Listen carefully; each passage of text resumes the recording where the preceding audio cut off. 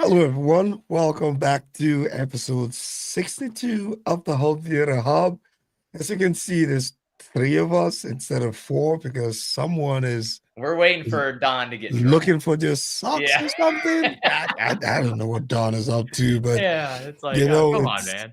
it's a wonderful day to be out here. As you can see, we have a special guest with us, one of the fastest growing home theater YouTuber out there.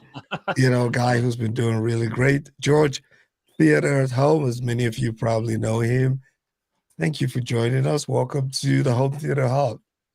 Well, thank you so much for having me. I'm honored to be here. Yep. What's up, Paul? Thanks for Not much. showing up before dawn. Well, Another day. yeah. My computer and equipment decided to, act appropriately. So technically, I'm early for what I did, and I'm going with all light beers today, which some people may. I'm going for a variety pack from the Shiners. It doesn't have fruit, a type of fruit on the Not name, this but one. I'm starting off for all you it's a blondie, right? beer drinkers, and everyone knows where this is from. If they don't, then you can get an idea. I guess whatever. You probably know this more than anyone, right? Because this is where you're from, right? You know this brewery, the Texas. So starting off with a light, and then there's I have three other surprise flavors in here. Okay, so looks like it's about to be a long evening. Yeah, I mean, after seeing what Don had to cover up, yeah, I needed an extra one. Look at him. What's up, guys? Posing in his beach house. You look like, some dude from the 70s, man, just chilling, relaxing. Heck yeah, that's what you're supposed to do in your theater, right? That's right. Yeah, we can officially call it a theater now because we got furniture. Mm-hmm. We got carpet. Oh wow! Oh, man. Yeah, we got insulation. Are you going to show? Where's Miguel? Oh, my question is where's Miguel at now? I am going to literally, and I talked about that today. Actually, I said, man, I'm going to make fun of you harder than I ever made fun of Don because, I mean, dude, you got a 4-year head start. I mean, and you still, didn't make it. Like, how did you not finish before Don did? Yep. Yeah. So yeah, but it's been a busy week, man. Busy week. Okay, that's good. So, Paul, watching the movies this week? Oh gosh, I'm trying to think. Did I watch anything this week? I don't think I watched any movies this week. I think I was doing too much work and I never committed to a full. But then again, I'm pretty sure I did. But I don't even remember. I did finish watching the last Star Wars, the final. Oh, so you're with your saga. Yeah, completely. I watched all of them from release date. I watched the whole thing. So that's a couple of weeks. I didn't binge the whole thing, but I feel like I watched something else and I don't remember what it was. I think it was probably a Netflix special movie that wasn't that memorable or whatever. I was like, oh, okay, watched it. But I don't remember the name of it. That's the problem. If it's not like just something super amazing, I did watch, which I might have watched that last week. See, I watch a lot. I watch so much I don't remember. I did watch Wicked. I don't know if I watched that, if I mentioned that last week. No, I don't think you mentioned that last week. Yeah, I did watch that. That was pretty good. I do want to watch that again because that was before. I don't think I mentioned it. I think I watched it last week before I changed the bulb. And I'm like, man, now I'm watching things I'm like, man, dude, it was still usable, but it was literally running like 20% brightness of what it was capable. I was like, man, gosh, I guess that really makes a difference. So I bought a bulb. I got the new one in for the backup. So whenever you buy the Pro Cinema, you get a mount and you also get a spare bulb just in case. and I've never put in the spare bulb. Once I put that in, I went ahead and ordered another one. I'm just saying this. I don't know if it's true, but I ordered it directly from Epson. They're out of stock because I went to look to see, if I could order another one, because I want kind of two in the back end or backups. And I was like, oh man, they're out of stock. I might have ordered the last damn one. Oh, wow. They get more, or they get a replacement model for it. I don't know, but I have a backup always in the wing here, just in case, because you never know, lightning might cause your thing to flicker all of a sudden. And I need to get a UPS on the projector. Yeah. And that's in case people don't know, if you have any kind of projector or anything that produces a lot of heat, that has fans that it cools off once you turn it off, you really need a UPS. You don't need a UPS to be able to run it. Yeah, just to give it enough something like, time, I just had like their power flicker like twice. Let me go ahead and turn this off softly to where it literally soft turns off, and then you just wait for 20 minutes or whatever it is until the storm passes, because that on and off is what really ruins a lot of electronics, especially with anything that's required to slowly cool off instead of just turning off and then, with no fan on there, it's just sitting there baking itself. Yeah, I always thought about getting one, but my concern was you got to put it in the attic, right?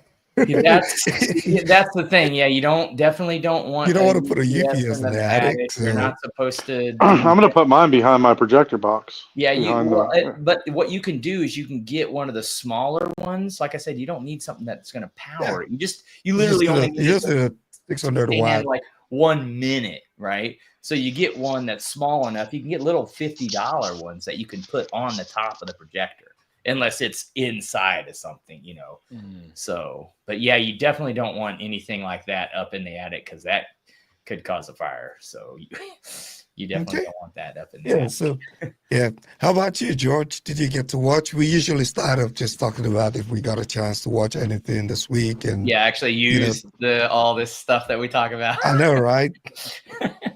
Yeah, I did actually. So it's Sundance Film Festival time up in Park City here. And so last night I went up there and I saw a new movie. It's got Benedict Cumberbatch in it, and it's called The Thing with Feathers. I think that's what it's called. I think it's either The Thing with Feathers or the Thing. Yeah, I think it's The Thing with Feathers. And it was very interesting. Is that about birds? I knew nothing about it. My friend bought the tickets, and so we showed up, and the movie started rolling, and I'm like, okay, I'm along for the ride. I have no idea what this thing is. And so did you enjoy it? What's that? Did you enjoy it? Did I enjoy it? Ooh, that's a good question. It was an experience. It was interesting. I'm curious to see if it gets picked up and put out, on some streaming service or something. So it was interesting. But the one that I really enjoyed was I went to the Cinemark Secret Cinema on Monday. Are you guys familiar with that? Secret Cinema, yeah. So what you do is you go on their website and you buy your ticket to the movie, and they only give you two pieces of information. They tell you the rating and when it starts. Oh, that's cool. And that's all you got. And so I went in and so everybody in the audience, like, nobody knows what it is. It's an LOL so the movie surprise. We saw was it was a surprise. It was a surprise. I gotta know what those are. The LOL surprises. He's got girls, right? Those toys, right? The balls toys. that have. Yeah. Yeah. We got plenty of LOL dolls. That's a crazy segue. How did you even end up there? But, well, because he said it was a surprise. So. I know. But yeah, please go Sorry, ahead. sorry. I apologize. I control myself sometimes. No, you're fine. So yeah. So you're hoping that it gets picked up. What was the premise other than with feathers? Yeah. So it starts out. I mean, I don't want to give too many spoilers for people who end up watching it, but basically, it starts out. Benedict Cumberbatch. He's got 2 young sons. They're probably like 8 and 10 years old, and his wife has just died, and so he's going through the grieving process, and his boys are trying to make sense of it. And then kind of weird things start happening, and he starts seeing this weird kind of figure, kind of often like he'll be in a room and he'll kind of see this weird figure, this large kind of shadow in a corner of a room, and then eventually it starts kind of talking to him, and then things just kind of escalate from there. Okay, cool. Yeah, but it was very interesting. Very interesting. I think it's definitely worth seeing. I'll say that. So Sounds like a scary movie. Can almost rule me out. I don't just scary movie. it had its moments. It definitely did. Ike's got to hold his blankie and cover up with it so that I watch those. Always got to hold my blankies. Yeah, I don't do scary movies, especially if you're talking to random, strange people. But that's okay. How about you, Don? Well, What it's did you- been a lot of work this week and over the weekend. We're closing out the month in my regular job, plus a lot of work on the theater. Yesterday, I was getting supposed to have attic insulation blown in for the attic portion that I'm actually sitting in right now. There used to be a wall right here.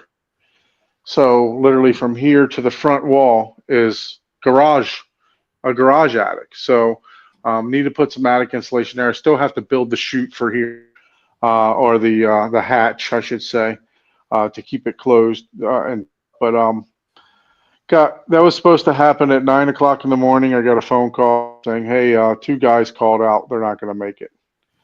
And this is from my company. So we actually put in what's called cap insulation. It's got properties in it. It also has it also kills. It's got boric acid in it. Most people don't know boric acid is used in a lot of hygiene products. It's also used in eye drops and stuff like that. So it's non-toxic to us. It does kill like 8 or 10 different pests also. So it's serving a dual purpose, right? So I live in Florida, where it's the bug capital of the world. So just try to keep bugs out from coming into the theater too. So anyway, got a call saying 2 people called out, and we weren't going to be able to make it. I said, "Well, look, it's a small room. Just send a guy, and I'll help him load the insulation." I've done this 1,000 times, right? Just from being a sales manager, trying to get jobs closed out by the end of the month, just helping production team and everything else. So guy came out and literally blew insulation into the front half, and then you can't see the holes no more because there's Atmos speakers up there now. Nice. Nice. So we blew in insulation in all 6 holes and shot all around. So filled the cavity between the second floor and the first floor with probably about 8 inches of insulation all throughout to That's a lot. try to keep it. Yeah, try to keep the sound from going up into my mother-in-law's room up there, so that way I can play some movies at night. But let me turn on some lights and give us a tour here. I might have to come back in because when I switch the camera around, it doesn't. So let's see. Turn this around. I just got to look up my nose perfectly. Let's see, more So settings. we got another guest on the show. Okay. Bring them on. Bring them on. The kid doggy. This dog, she's kind of a pest. she wants to be involved. She doesn't look like a pest. She looks like she's relaxing. Oh, came in. You ready? Okay, let me. Work. I'm just Didn't gonna even zoom have in. to- Didn't even I'm gonna have zoom in to, on Dawn right now. change. Oh, okay. So that's the 8-inch Martin Logan with the Ooh. angled baffle. Right next to that, unfortunately, is a light. I don't have it turned on. It does look on, but it's not turned on. I'm using this light right here to shine. So, but yeah, so those I don't have them positioned right. I just threw them in there as quick as possible. The carpet guy came and called me at 8 o'clock in the morning, said I'm on my way. I said, no way that you can come right now. About 1 o'clock, because I was up to 11 o'clock last night trying to get everything right. So this is the carpet. See if I can get it right here. I told you guys I didn't want a totally blacked out room. Yep. So it's got a nice little pattern to it. You can see my feet. Like Ike told me to get my feet out of the shot, so I'll get my feet out of the shot. Yeah, I thought you were showing off your golf shoes when you first came in. I was like, man, what's he doing? Showing off. Man, those are my old school Feli's, man. You can't. Those are vintage. Those are like old school Jordans, man. I don't know those Feli's. I'm not feeling kind of creepy. No. So now that you have the carpet installed, how do you like it? Because sometimes carpets are different. So after you installed, ask me if you'd asked me this about 5 hours ago, when it was full light in here, I could. So you can see the pattern. This is side to side. This is the way that the carpet runs. Well, in order not to have a bunch of seams, they ran it in 3 different pieces. Piece back here, one piece from here to the riser, yeah, and then the riser itself. So in order to do that, to where they were 3 separate pieces, but not seamed together down the middle, like horizontal that way, they had to run it sideways, and I hate it. I hated it.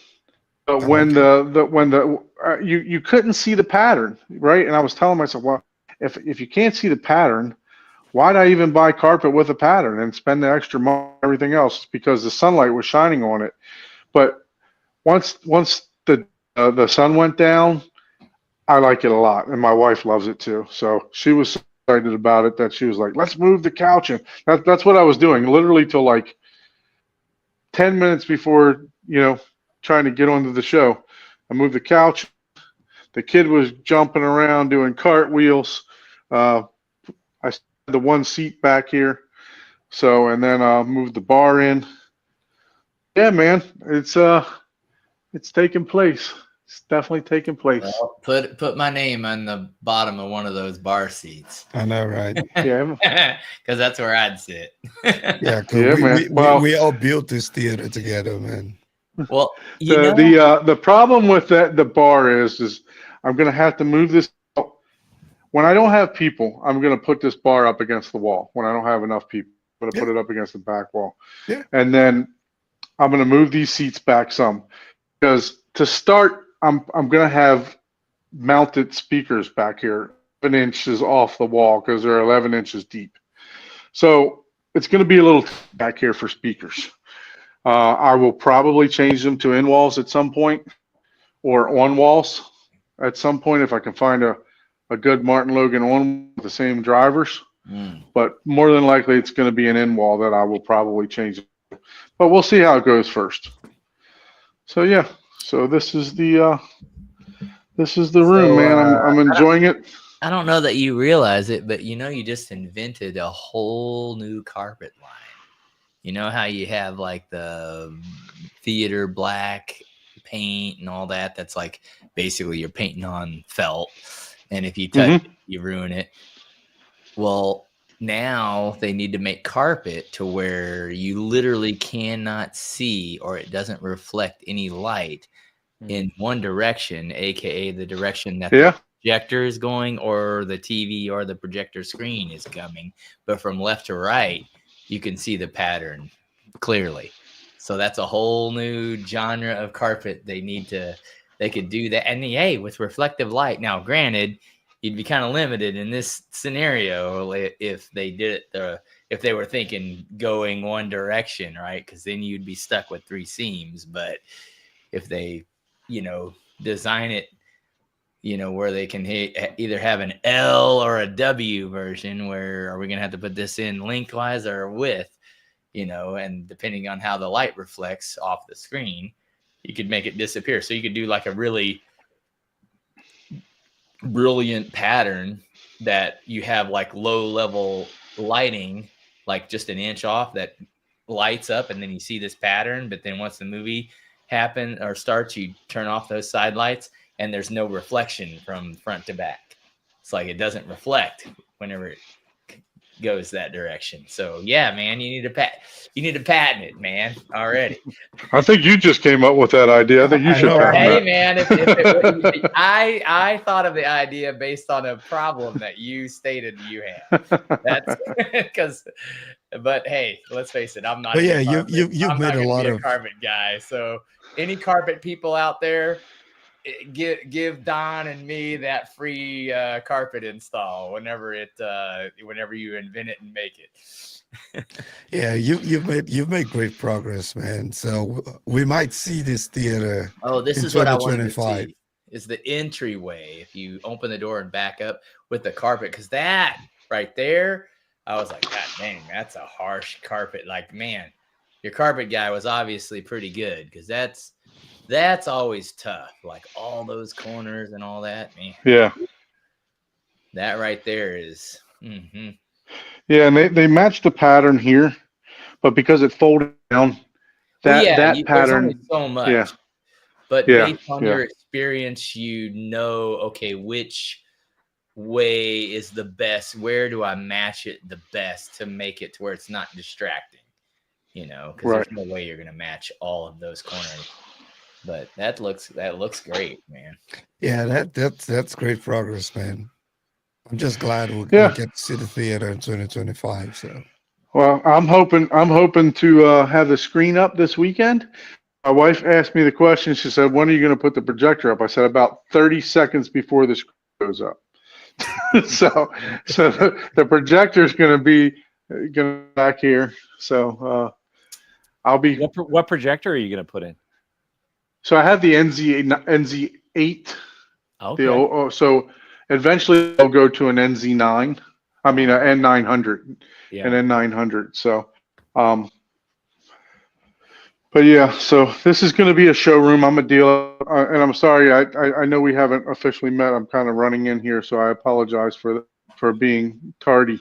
I usually like to meet all the guests a couple I'm the minutes tardy one. beforehand. Yeah. I'm So, but yeah. So we I literally getting all this, like, because my wife said, let's put the couch in. So of course you got that. And over here I'm gonna put a panel of some sort here. I was gonna do another door, so I'm gonna frame it out and put another panel that has like I saw these hinges that like pop out. That's They pop out. exactly what I would do. Yep. And then they slide, and then you can slide back so that the panel will just slide back in place, and you won't even know there's a door there. Yep. So, and windows. Those of you that don't know, I am going to have panels go over the windows. This window here, I will have it on some sort of hinge, just like that. This leads to my front door, so that way I can, if it's at the front door, I can see them through this window. My wife has already talked about coming in here and reading and stuff like that. So I probably will make the windows as accessible as I can, to where I put like a box on them with some insulation in between. But the whole thing will pop out to be able to get some light in here while we're not watching movies and stuff. okay. So yeah, so we're gonna get back to our guest now. Enough of Don's theater. Yep. It looks good, man. It looks good. It's you're taking away my my poking point here. So damn it. Now what am I gonna? I'll pick on you for something else. I'll figure it out. I'll go to my computer. I'll be back. All right. Yep. See you on the other side. So all right. So George, how long have you had or have been doing your YouTube channel? So I started getting serious about YouTube about 11 months ago.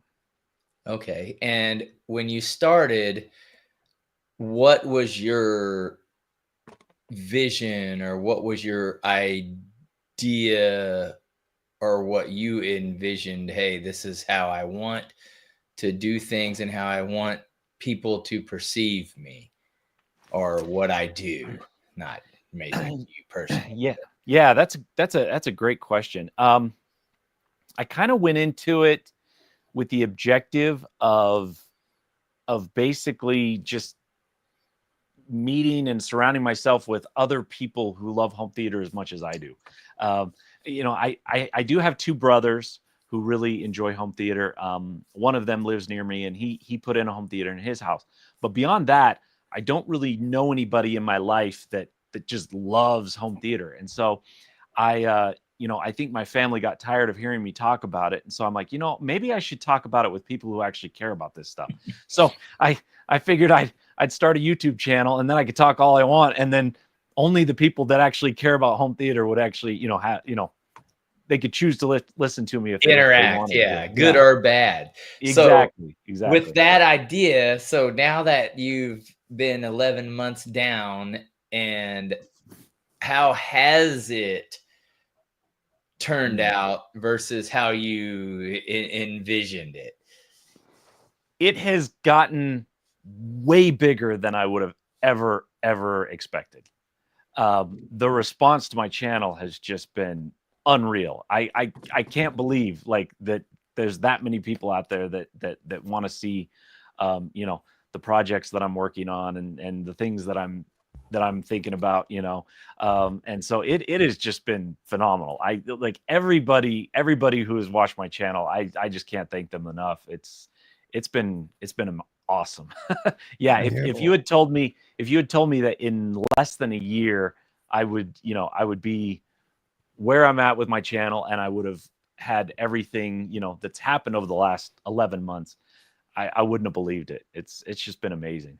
That's cool. And right now you're still, relative, you're in the infancy of, a YouTuber, really. So, there's so much to overwhelm. So you're still having a great time, loving, seeing the stars. And because the tough part that I always, and which is why I've never really done a YouTube dedicated channel, because I'm like, man, some of the things that I love the most, if you do them daily, like I love snowboarding, right? Yeah. But if I did that every day, all day, I would be like, man, I'm tired. I've done 14 flips. I've jumped 40 feet in the air. What else? Okay, now what? I don't, which I've never done any of those things, but I'm just saying, it doesn't matter how much passion you have for something, there's a certain aspect where you'll get tired of it, or it's the same thing from other manufacturers. And that's where I find it tough, which you're not there yet. And I hope you get to that point where you have to decide how to project yourself for that. So have you ran into that at all in your short time? Oh, now all of a sudden I made a video about cables, and now I've got 50 friggin' cable manufacturers that want to, reach out to me. And it's like, oh God, wait, now this is work. It's not that you lost the passion. It's just, wait, now I've got to do something repetitively, and be fair and, be conscious of, versus, just doing, one or two things. It's like, oh man, this is really cool, or this is okay. So how is that in all, with what you have access to now, which I'm sure will grow in the future, because it always does for people that have a good, that come into it genuinely, right? That hey, I have a passion. I want to share that passion. And those are the channels that usually just grow, because you can't fake that. You can't fake the passion. So, so how has all that's been handed, or how are you taking that and perceiving it? And then the ifs and thens that I'm sure will be coming eventually for you. What's your perspective on that? Yeah, that's a really good point, and I have thought about that because up to this point, obviously, I mean, this is just a nights and weekends kind of thing, like I just do this in my free time, what little bit of free time I have, and so it's not my real job, it really is just my hobby at this point. I think if it ever did become my real job, if it was something that I was having to focus on all the time, then I definitely that would be on my mind. Be like, okay, how do I kind of hold that back so that it's not, it's not becoming drudgery. It's not becoming, tedious or the monotonous. ideas. And it's not, it's like trying to get creative with all of the things, right? It's like you can take 100 cables and you can make each one of those fun, but you need a creative idea to make each one of them. It's a cable. Everybody knows what it is, exactly. whether it's a RCA cable. It's like, okay, well, how do I make all 100 of these cables and videos be different? Yep. That's the tough part. That's the hard part, and you have to, and that's how you keep the passion, right? Exactly. And that's kind of how I would approach it, to keep it like fresh so that it's not becoming monotonous. It's because I like solving problems. Like I like tackling a problem and figuring out how to solve it. And so I look at my YouTube channel as kind of like a challenge to figure out a puzzle to solve. And it's like, okay, what am I interested in right now? And how can I present that in a way that might be interesting to other people? And so that keeps it always fresh. I'm always working on something new because I approach it in that way. I'm taking that as a nugget from what you said, because that's, how you can know like 99% of something, and people will ask, well, why do you still watch or do all this? It's like, well, there's always one little thing that you'll take away, whether it's a perspective from other people or whether it's, I didn't know about that, or, there might be one little thing that you didn't know. And what you just said is going to be one of I was like, I never thought about that. The fact that some people may be interested in your process of solving a problem or doing something particular, because in my previous, not what I do necessarily now, but my job was to solve the problem as soon as possible at all costs. Money was no object. It's solve the problem now. Like I did not go to bed until the problem was solved.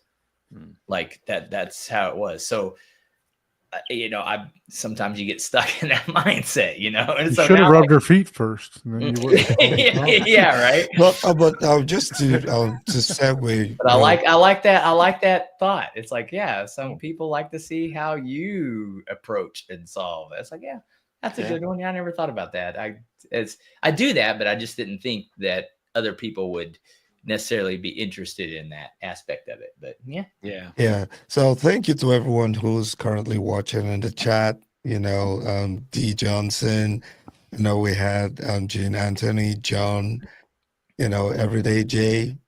Thank you, Chris, and all our regulars. So if you are not subscribed to Theater at Home, please go check his channel out.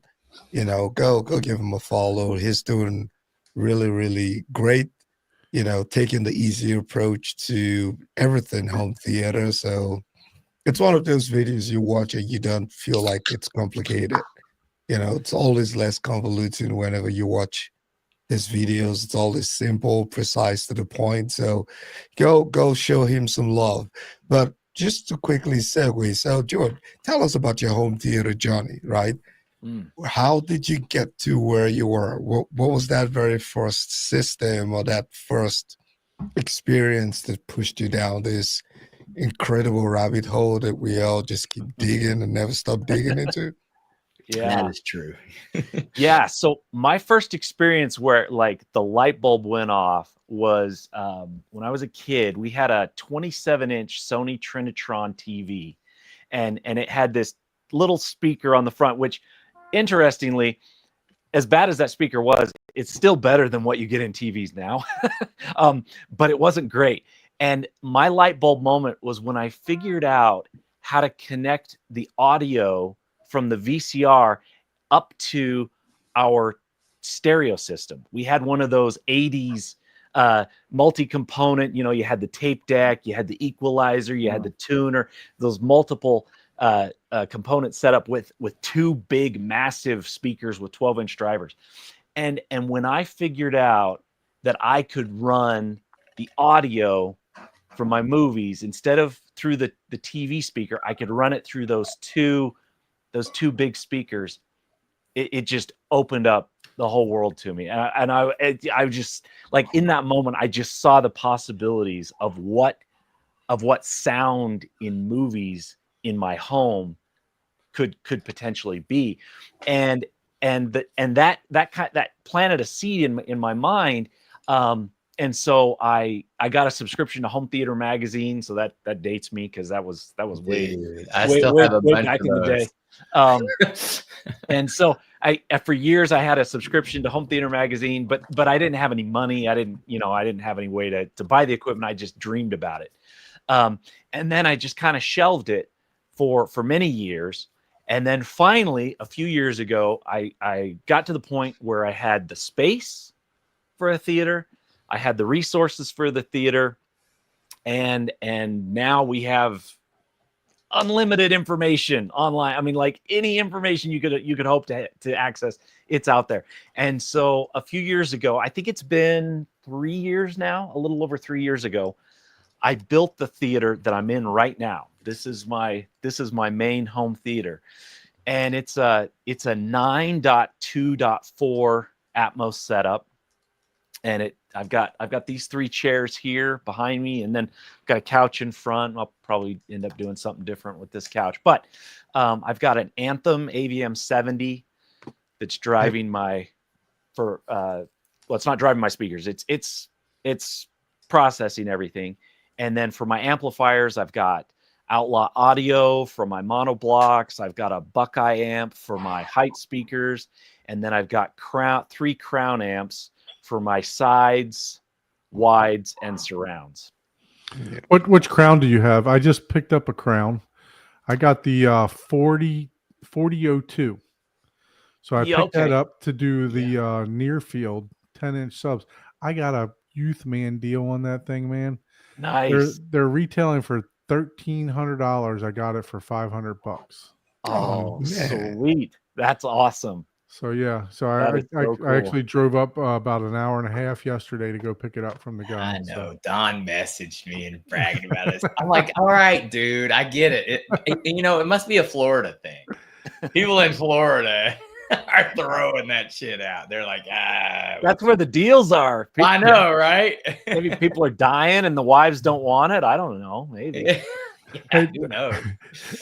My screen came from that. So my old screen came from that, actually. Oh, really? Yeah, I have a black diamond screen in my garage that I'm not going to use, but I went and picked it up. It's like 133-inch 235 to 1 of the first black diamond screens, and I saw it on like Marketplace, and so I called the guy up. The guy said, "Yeah, it's at my mom's house. Unfortunately, this was my dad's. He passed away." Oh. So yeah, you hit it right on the head there.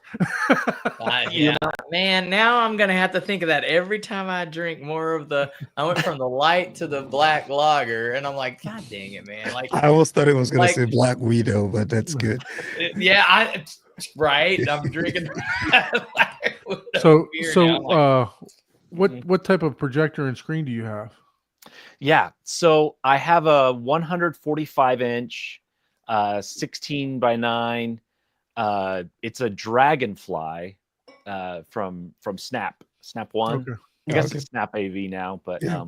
Actually, or maybe it's Snap One now. I can't keep it straight. Yeah. So it's an acoustically transparent screen. So I've got my 3 LCRs behind the screen, and then I've got up here, I don't know, you probably can't see it, it's too dark in here, but right above me is my Epson 6050. So that's the same one Paul's got. oh, nice, very cool. I recommend replacing the bulb every 3,000 hours. It makes a world of Yeah, Paul's got a spare bulb for you since it's sold out on the Epson website. Oh, Not man. all right. He probably Yeah. bought the last one. Oh, So- dude, that would be my luck. I'm like, really? Seriously, I was like, wait, they're out of stock. Like, I just received one. Like, how? What?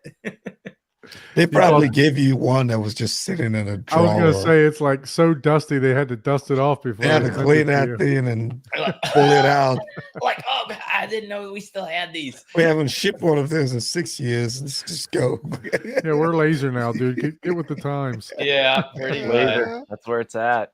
Yep. Yeah, it's a fun experience. So prior to building this home theater, did you have a different, maybe smaller, different home theater or different line of speakers, or this was your first deep dive and you literally jumped in both Yep. feet? Yep. Yeah, this was my first. And I think and honestly, I actually recommend people don't take the approach that I took. I recommend to people, hey, get started with something. Grab a receiver, and even if you just have 3 speakers, 2 mains and a center, hook those up, to your receiver, and then maybe add some surrounds to it, and a sub, just kind of build from there.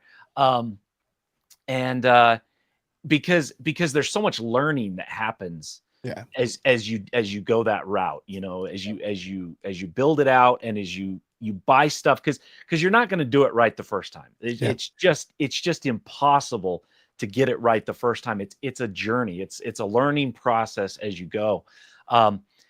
So yeah, I kind of did it the wrong way, but fortunately my theater turned out really good. Like I got really lucky in a lot of ways, that it turned out as well as it did. But yeah, it's been fun. I had so much fun with this one that, for everybody that's been watching my videos on my channel, I'm building a second theater upstairs.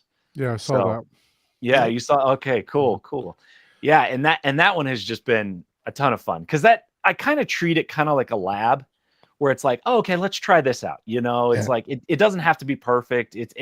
It's just kind of an ongoing experiment. It's a good spot to review gear too, right? Because now you don't have to swap in and out your stuff, And if it's really good, then it makes the move to the real theater, right?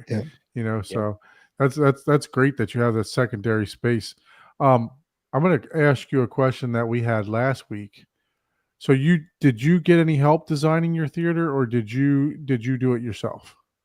Well, I had lots of help, but it was all from like watching YouTube videos and on the AVS forum and Facebook groups, etc. So I didn't have like an integrator to work with me. Nobody was working with me directly. So I was just looking. When you designed your theater in your head, what was your most important aspect of your theater? Like, what was the question last week, like that we had? So what were the top 5 things you considered, right? Someone's building Coming this into- theater, what's Coming the in from top scratch. 5 You're not things? an integrator, or you're not a pro. Yeah. Right. What were the 5 things you considered? And now that you are way more experienced, would you rearrange the order? Would you replace anything in that top 5? Yes, yes. That's an excellent question. Okay, so the thing I wanted incredible sound. Like I wanted sound that would just knock my socks off. I wanted sound that anybody that I brought into my theater would just be stunned at hearing something that they never expected to hear in a home theater. So I wanted the sound, and so I focused on getting really good speakers. But I also it was kind of a trade-off though, because I prioritized the aesthetics. I have all in-wall speakers, which typically we think of in-wall speakers as kind of it's a compromise, right? Like you sacrifice a little bit of sound quality. It is. Yeah. But you have the added benefit of, they're basically invisible, right? Right. So I was focused on that, but what I did not know at the time, what I didn't understand in the beginning was what a massive difference sound treatment makes to treat your room. And I honestly can't remember the moment or when I got clued into that fact, but I'm watching all these YouTube videos, I'm doing all this research, and I came across this idea of treating the room. And I had never heard sound in a treated room before, in like a home theater, aside from like a commercial cinema. And so I was like, okay, yeah. And when they described like the fatigue in the ears, you're listening at loud volumes, and it doesn't even have to be at loud volumes, but just like an untreated room, it kind of grates on your ears, right? So I'm like, okay, I need to treat this room. And I didn't really know what I was doing as far as like placement and types. So I did a lot of research on that. And then I still didn't know a ton, Right. but I knew just enough to get it set up. And the difference was night and day. I would say that if somebody is starting out building a home theater, at the top of your list needs to be treating your room, because bang for your buck, getting better speakers definitely makes, that definitely improves your room, a better projector, upgrading your projector. These things all increase the experience, in your room. Yeah. But a well-treated room is, that is just Unbeatable. second to none. I totally agree with that. And it's funny because you crossed like 3 of the things that I had mentioned. Because to me, at first I started like aesthetics. Like that's number one to me always. And regardless, but then I changed it to like, well, who's it for? I was like, okay, are you doing this just for you? Or you do, because that's going to change your aesthetics, and everything else. But yeah, sound, we all agreed upon, but to me, I was just kind of clumping that in to, if you've done audio for a really long time, that, sound, the room controls like most of the sound. Yeah. And so that just goes without saying, but but yeah, for someone new, you know what? I got to say, I'm probably wrong. I need to redo that, because especially if you're limited on budget, we weren't talking about budget though. That's the problem. That's what threw it out. But yeah, if you're on a budget, people really need to understand that. Yeah, you're 100% right. Room treatment for audio, that is the most underrated thing in all of the everythings, where someone that's been doing it for a while, they know it's like, well, it doesn't matter what speaker you can get $100,000 speaker. If you're in a glass room, it's going to sound like crap. Sorry. I mean, it just doesn't matter. That's just physics. So you need to treat the room. So to me, it was just like, oh, you need to do, these are the 3 steps I have. But again, that's unlimited budget. But yeah, treatment, that's because sound is probably, let's be honest, because everybody's watching a TV at home, right? Yeah. So what's the difference between just watching a regular TV and then calling it a home theater? It probably is the sound. And treatment is probably the number one, or one of the. So on Tuesday night, I was on the phone with you guys. I don't know if you guys remember Abe from 3D. Mm-hmm. Yeah. So he was on a while ago, industry professional for 30 years. And I was on the phone with him, and we probably talked for about 6 hours. We're doing a project. And we probably talked about 6 hours, and I'm going to pat myself on the back. In a dedicated space, he advised that seating was the number one thing, because the way he described it was, if you take a string to your speakers, mm-hmm. they all tie back to your seat. You take your screen, it ties back to your seat. The distance of your throw distance and everything else all ties back to your seating position. And the size of the everything that you can think of all ties back to the seating, and the way he put it together was excellent. You know, like, just think about it: tie a string back to your seat for every piece of your theater. They all tie back together. Yeah. Yeah. So, but yeah, so I you know, I just we were just talking. And I said, hey, did you happen to catch the show? And he said, oh yeah, by the way, seating's you were right on seating. Nice. In his opinion and my opinion, you know what I mean? Everybody's going to have their own opinion, of course, but I 1000% agree with you on you have to treat the room too. Yeah, it's all and I it's think- all perspective on what you're, and I agree. It's all. And I think if you're starting off right, the Well- treatment can make your yeah, can save you a lot of money, right? Where you don't, for example, Yeah. a lack of treatment can make your $10,000 speaker Well, sound if like you think about it, your $600. your treatment is like based Don on where said- you sit too. Exactly. Yeah, That's yep. I totally understand where that is and why that is a thing, because everything's perspective, right? Like if you're wearing headphones, you're perfect, right? Like everything is where it's supposed to be because you only have 2 ears, right? But if you're doing multiple people, yeah, you have to, especially if you want something from the rear to the sides.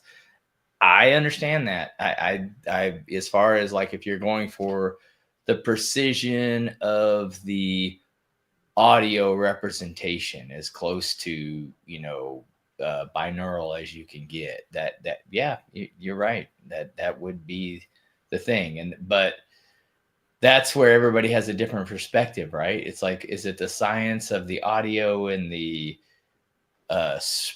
getting close to spatialization, or is it the aesthetics, or is it the the fatigue, or the intelligibility, right? Because that's where your treatment, right, comes in. Yeah, and I mean the list is not There's designed. so many the, things. the Yeah. list is not meant to be permanent, right? And that's Right. why I asked, when you Yeah. started, there were certain things you thought were, this is what I Yeah. need to do. And then the more time you spend, you realize, The only reason, everything commingles together, but the only reason I don't do seating first is like, okay, I got 5 rows. Well, what does that mean? I can't do my theater the way I can't do my theater on Well, a at $250,000 that point, budget. it would be the MLP at that point. yeah, Well, in that case, it's only the one position. And to me, it's like, well, I could just move my MLP wherever I could move it based on the room. Hence the reason for presets, right? So Yeah. if you got we're we're I talking, just about, was we're talking Yeah. about a newbie It's here, like- right? I was just talking to this about my Well- wife, with my wife in the theater. She's like, the couch is my spot. She said, where's your spot? I said, well, if I want to just watch a rom-com with you and get a foot rub, then the front, right? If I want to do some critical watching, it's going to be in the back. I said in the back seat, because that's where you're gonna. Okay, and I Yeah. said, and I can change. I said I can change the main listening position too. So I'll do 2 different setups to where boom, boom, right? So yeah, but you see, That's awesome. this is He's got a knowledge. foot rub. He's got a foot rub button. But this is That's what we knowledge do. gained from years of experience, right? Yeah, Not, of course. oh, I'm just starting off, and I'm watching a few YouTube videos out there and I don't really know what to do, So that was kind of what led to that, Yeah, to of that, course. to that conversation. And, we just want to be able to get your perspective because you never know who's listening Yeah. and Yeah. who's trying Absolutely. something out. But yes, One- I think. Go ahead. Go ahead. No, I was gonna say, I think, for anyone out there who's new in this, if you already have a set of speakers, before you go around and try to sell it off and buy some more expensive one, try to make sure your room is treated. Yeah. That could be the difference between $5,000 and $15,000. Yeah. Try to give Well, it some proper treatment. George, I'm sorry, I missed what speakers that you had. Oh yeah, I didn't mention that. Yeah, so I ended up going with the Golden Ear Invisa in-wall. So Nice. I've got the SPS. It's their flagship end wall for the LCRs, and then I've got the MPX for my wides and my surrounds, and then I use the 650s for my heights and also for my surround. It's kind of a long story. That question got about the like Super what Center would you do too? differently? There's a whole bunch of things, but yeah. So yeah, I have Golden Ear in Visa. So you don't have any external speakers. Your LCR is all in wall also. Yes. The only not in wall speakers I have are my front height speakers. Okay. And what I ended up doing with them, this just kind of speaks to, like, you know, when you kind of don't have a master plan to begin with. What I ended up doing was I had originally the Golden Ear 650s for my front heights, but I took some measurements after they were installed, and my off-axis frequency response was terrible. There was just a lot of sound that was not making it back here to my main listening position. So I removed those 650s from the fronts, and I replaced them with some KEF bookshelf speakers. And those I've got trained direct, you know, they are directed right at the main listening position. And then I repurposed those 650s for my sides. I added them for the sides. So yeah. So that's funny that you got the Golden Ears, because that's what got me going down this rabbit hole. I've read a review, and it's like an online publication, Secrets of Home Theater or Secrets. I forgot what it is now. I can't even give them the right. Is it hometheaterreview.com? It's like Secrets something. I forgot. I'll have to look it up. But okay. Anyway, they had a review on the Golden Ears, and I was like, I've got to go hear these. So I actually was living in Tallahassee at the time, and I drove about 2.5 hours to the closest dealer for Golden Ear, which was in Gainesville. And I hated traveling Gainesville. If you know anything about Tallahassee and Gainesville, they're rivals at Florida State versus Florida. So I hated to even have to drive into Gainesville, but but yeah, no. I mean, talk about the Triton 2s, and man, yeah, those are some phenomenal speakers. And I was going to go with the Triton 2s, the Super Center, and then the same end ceilings that you have. So that was going to be my setup. So you're bringing me back down memory lane now. So nice. I haven't listened to these speakers, but I know they got this really cool looking towers, right? The one with the red. I started off with the DefTechs, right? And then somebody told me, said, well, look, the guy that designed DefTech, Sandy, he's over at Golden Ear now. Go listen to Golden Ear. And I was like, man, and then I listened to them there, and then I also listened to them at Exponent. I actually met Sandy up at Exponent. He was doing his demo, and they have woofers in them already too. So eventually, I thought about doing 4 towers, you know, for LC left and right, and then surrounds.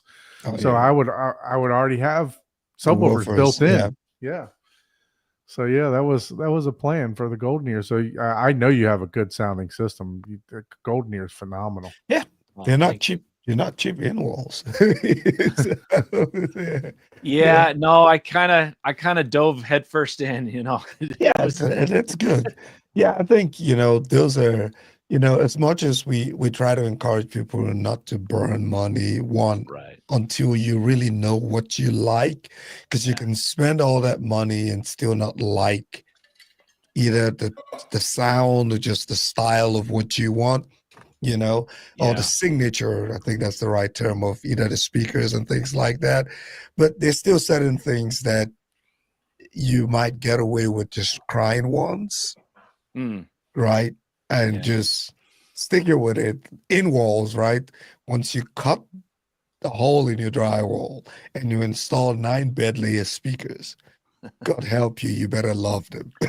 unless you're Because- unless you're like Jeremy, your theaters at home, you upgrade to the Utopias. Yeah, Right. but then you still got to do drywall work, right? Because you will rarely buy two in walls that would just fit the same cutout. Yeah. It's almost impossible, even within the same brand, right? Yep. So Yeah. once you cut your drywalls, if you're gonna replace them, you got to do some drywall. You're committed. You're committed at Yeah. that point.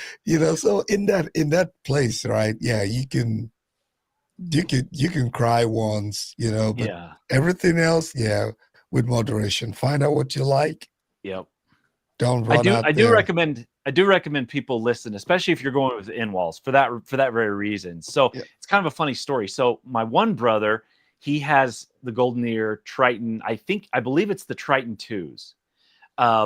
And so my other brother, he was building a home theater, and so he talked to the first brother, and he's like, "Hey, what do you recommend?" And he's like, "Hey," he says, "you've got to check out Golden Ear." So that brother, he built out his home theater using the Golden Ear Invisa speakers. And so then he had me over to hear them.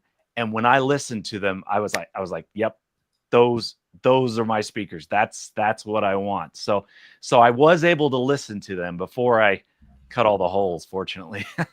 Yeah. Yeah, these are the towers that I was looking at.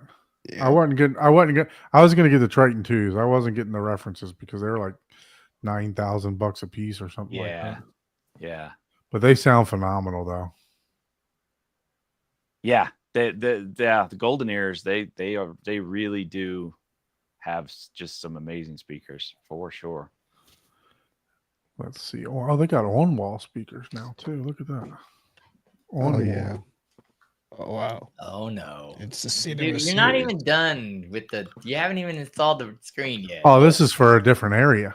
Oh. This is for your backup theater. Do they make 100-inch on-wall for my 100-inch TV? That is true. Yeah. So if what would you call a home theater? When is it a home theater or just a TV with good sound? That is an endless debate. Yeah, exactly. I know, right? Yeah, I know. It was a setup question. It's a trend likely. You might get a few comments. To me, I'm like,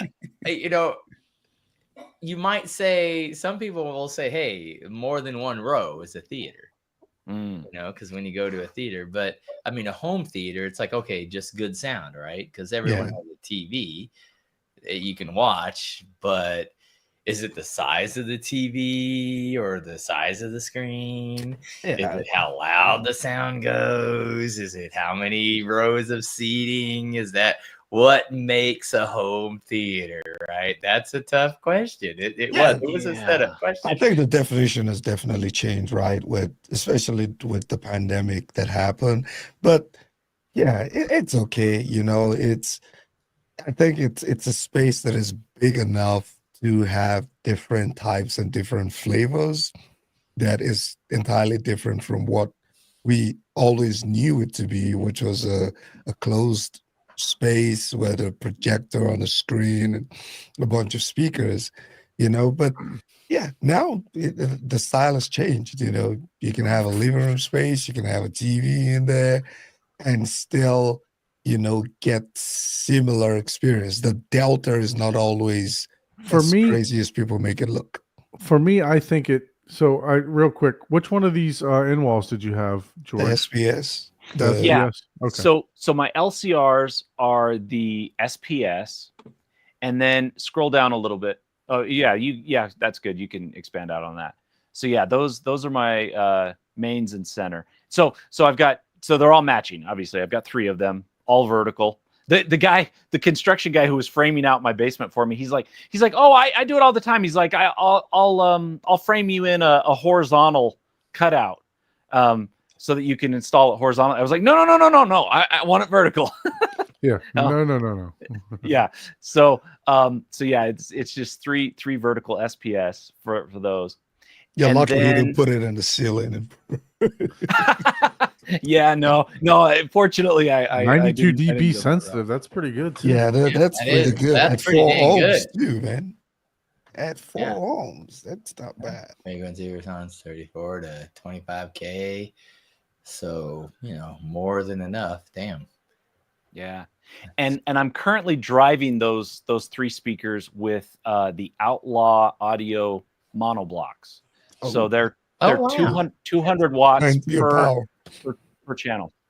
Yeah. What's that? That's plenty of power. Yeah. Yeah. Oh, yeah. And then you said you got these ones for your surrounds. So actually they didn't have the JPS when I wish they did though, because I actually prefer that design over the ones that I did get. So yeah, I have the MPX for my wides and my rear surrounds.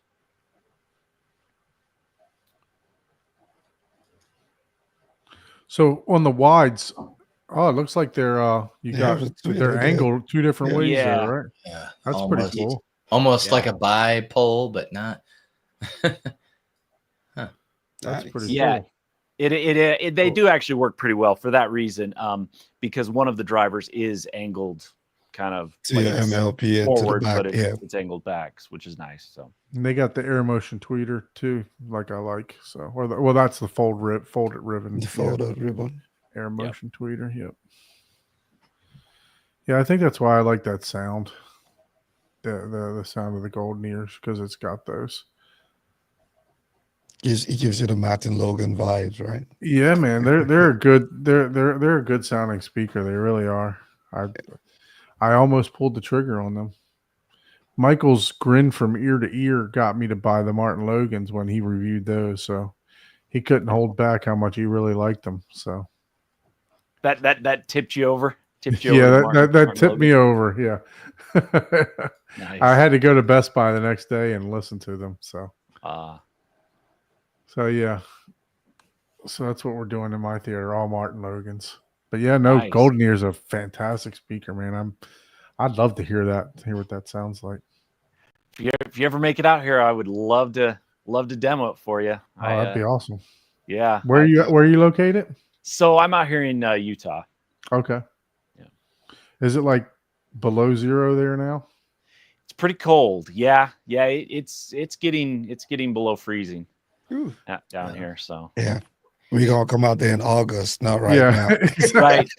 Yeah. August is really hot. But if you come in like March, April, you might find a decent day. Yeah, it's annoying in the Midwest because we were -4 last week, and this week I think we're like 60.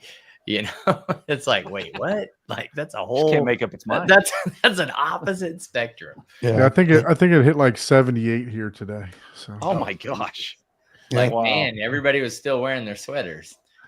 it was 50. It was cold in the morning. It was like 50, 54, 58. Then it warmed up to about 78. We get all 3 seasons in one a day, here. right? Yeah. I don't like it. Like you leave the house in the morning and you get all your sweaters and everything, and then you go out at 11 o'clock in the morning and it's like Yeah, sweating. It's like- Texas was cold last week too, man. It was cold last week, but Texas got like it's been raining now. Now it rained like cats and dogs all of yesterday, man.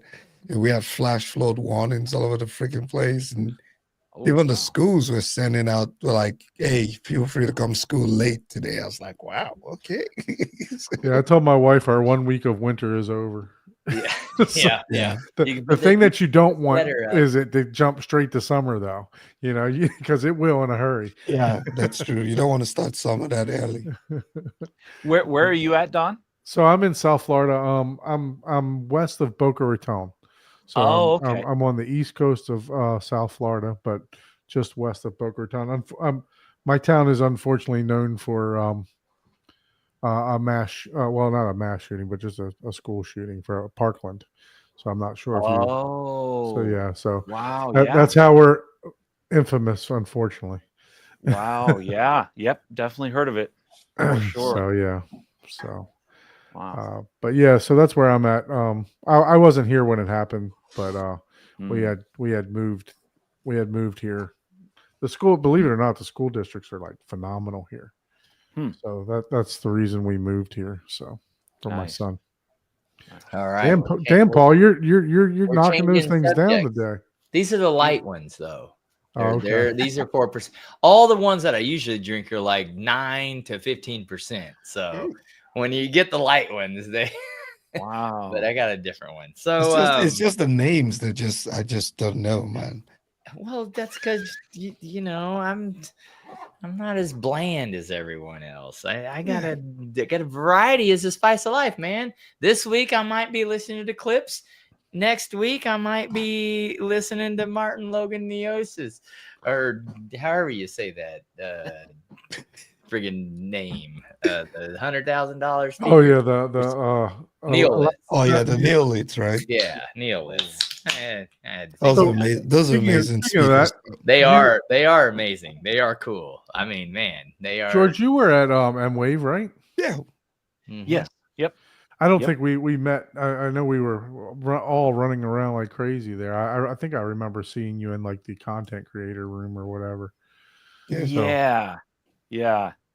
That whole thing was kind of a blur, like you say. Mhm. Like we were just kind of running around, and I met so many people. It was just an awesome experience. I was so glad that I was able to make it out to that. That was so cool.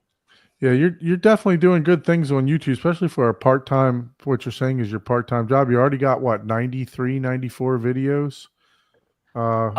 Maybe. Yeah. Actually, that sounds about right. I'm not sure. Yeah, probably. Let's see. Yeah. Where's It's, my cursor here? Present. Sorry, I can't see because I've got you behind my camera here. Share screen. Yeah, I think it's like 93 videos Sure. or somewhere in the 90s. 95. Oh, that one's 95. mine. Let's go Ooh. to yours. Let's go to share this one instead. So 93 videos in Wow. Okay. what about I haven't- 2 years, 2.5 years, maybe? Yeah. So years ago, it's kind of, I mean, it's a long story, so I won't bore you with the details, but I actually started the channel back in COVID. And then I made a few home theater related videos, and I actually got a surprisingly good response from them, but then I just kind of dropped it, and I didn't really do anything with it for a couple of years.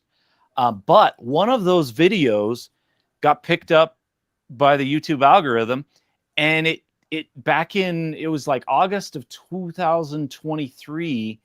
It started getting like 50 views a day, and just ticking up every day. And I watched it, I'd log in and I'd look and I'm like, oh wow, it's got another 50 views. And it just kept going and going and going. And so finally in like February of last year, I was like, I really need to revisit this channel, and I should get back into it and start getting serious about it. So yeah, that was kind of the catalyst that got me back into it, was the fact that one video just kind of got picked up and just started getting some traction. That's funny because I watch a lot of content, totally different. Like I do motorcycle, I do like machining, and like various like security, all kinds of things. Like, and everyone that I watch that's going over like how they became successful or popular, they're all like, man, I made this one video that I spent only like $100 making, and that's the one that's made this whole freaking thing happen. And these people are making, not from YouTube, but like all the sponsors, and that's what people don't understand. Is like, you can get your name out there, but you still have to do the work and sign contracts with vendors and contracts and all this other stuff to make the money. That the money is not coming from YouTube. People, right? There's some money that comes from there. I'm not saying there's none, but you have to be so interesting on YouTube to make that pay that it's crazy. But he's growing, man. He's got 8,000 subscribers. But my point was, it's always the dumbest, littlest that you don't think is even like, I'm just doing this to do the filler, right? Yeah. And then all of a sudden you're just like, wait, what? why did that become my most popular video? You're like, damn it. I'll tell you. So if you pull that back up, I'll show you two videos. So the first one, the one that I'm talking about, that I referenced earlier about the one that got picked up. If you scroll all the way to the bottom, I'm not sure who had their screen. I got it. I got you. Oh, you got, okay. Yeah. So if you scroll all the way to the bottom, the video that I made that got picked up was the one at the bottom that says worthless. The one that says worthless on the thumbnail. Oh yeah, the That second video, right? Yeah. And so that one, it like I say, it just started ticking up. So that was the catalyst that got me back into it. But then, Paul, you were talking about like the video that you're like, oh, I'm just making this, like, is this actually going to be anything? Yeah. If you scroll all the way to the top, I got contacted by this company that makes HDMI cables, and they wanted me to review their cable. And I was like, okay, it's a cable, but how do I make that interesting? Like, how do I make this something that is actually going to be of value to people? And so I decided to highlight what made this cable unique. And yeah, it's that one right there. Second one from the left. It's the one that says 12K, the upgrade, future proof. That's the one. I just made that like 2 weeks ago, and it just took off.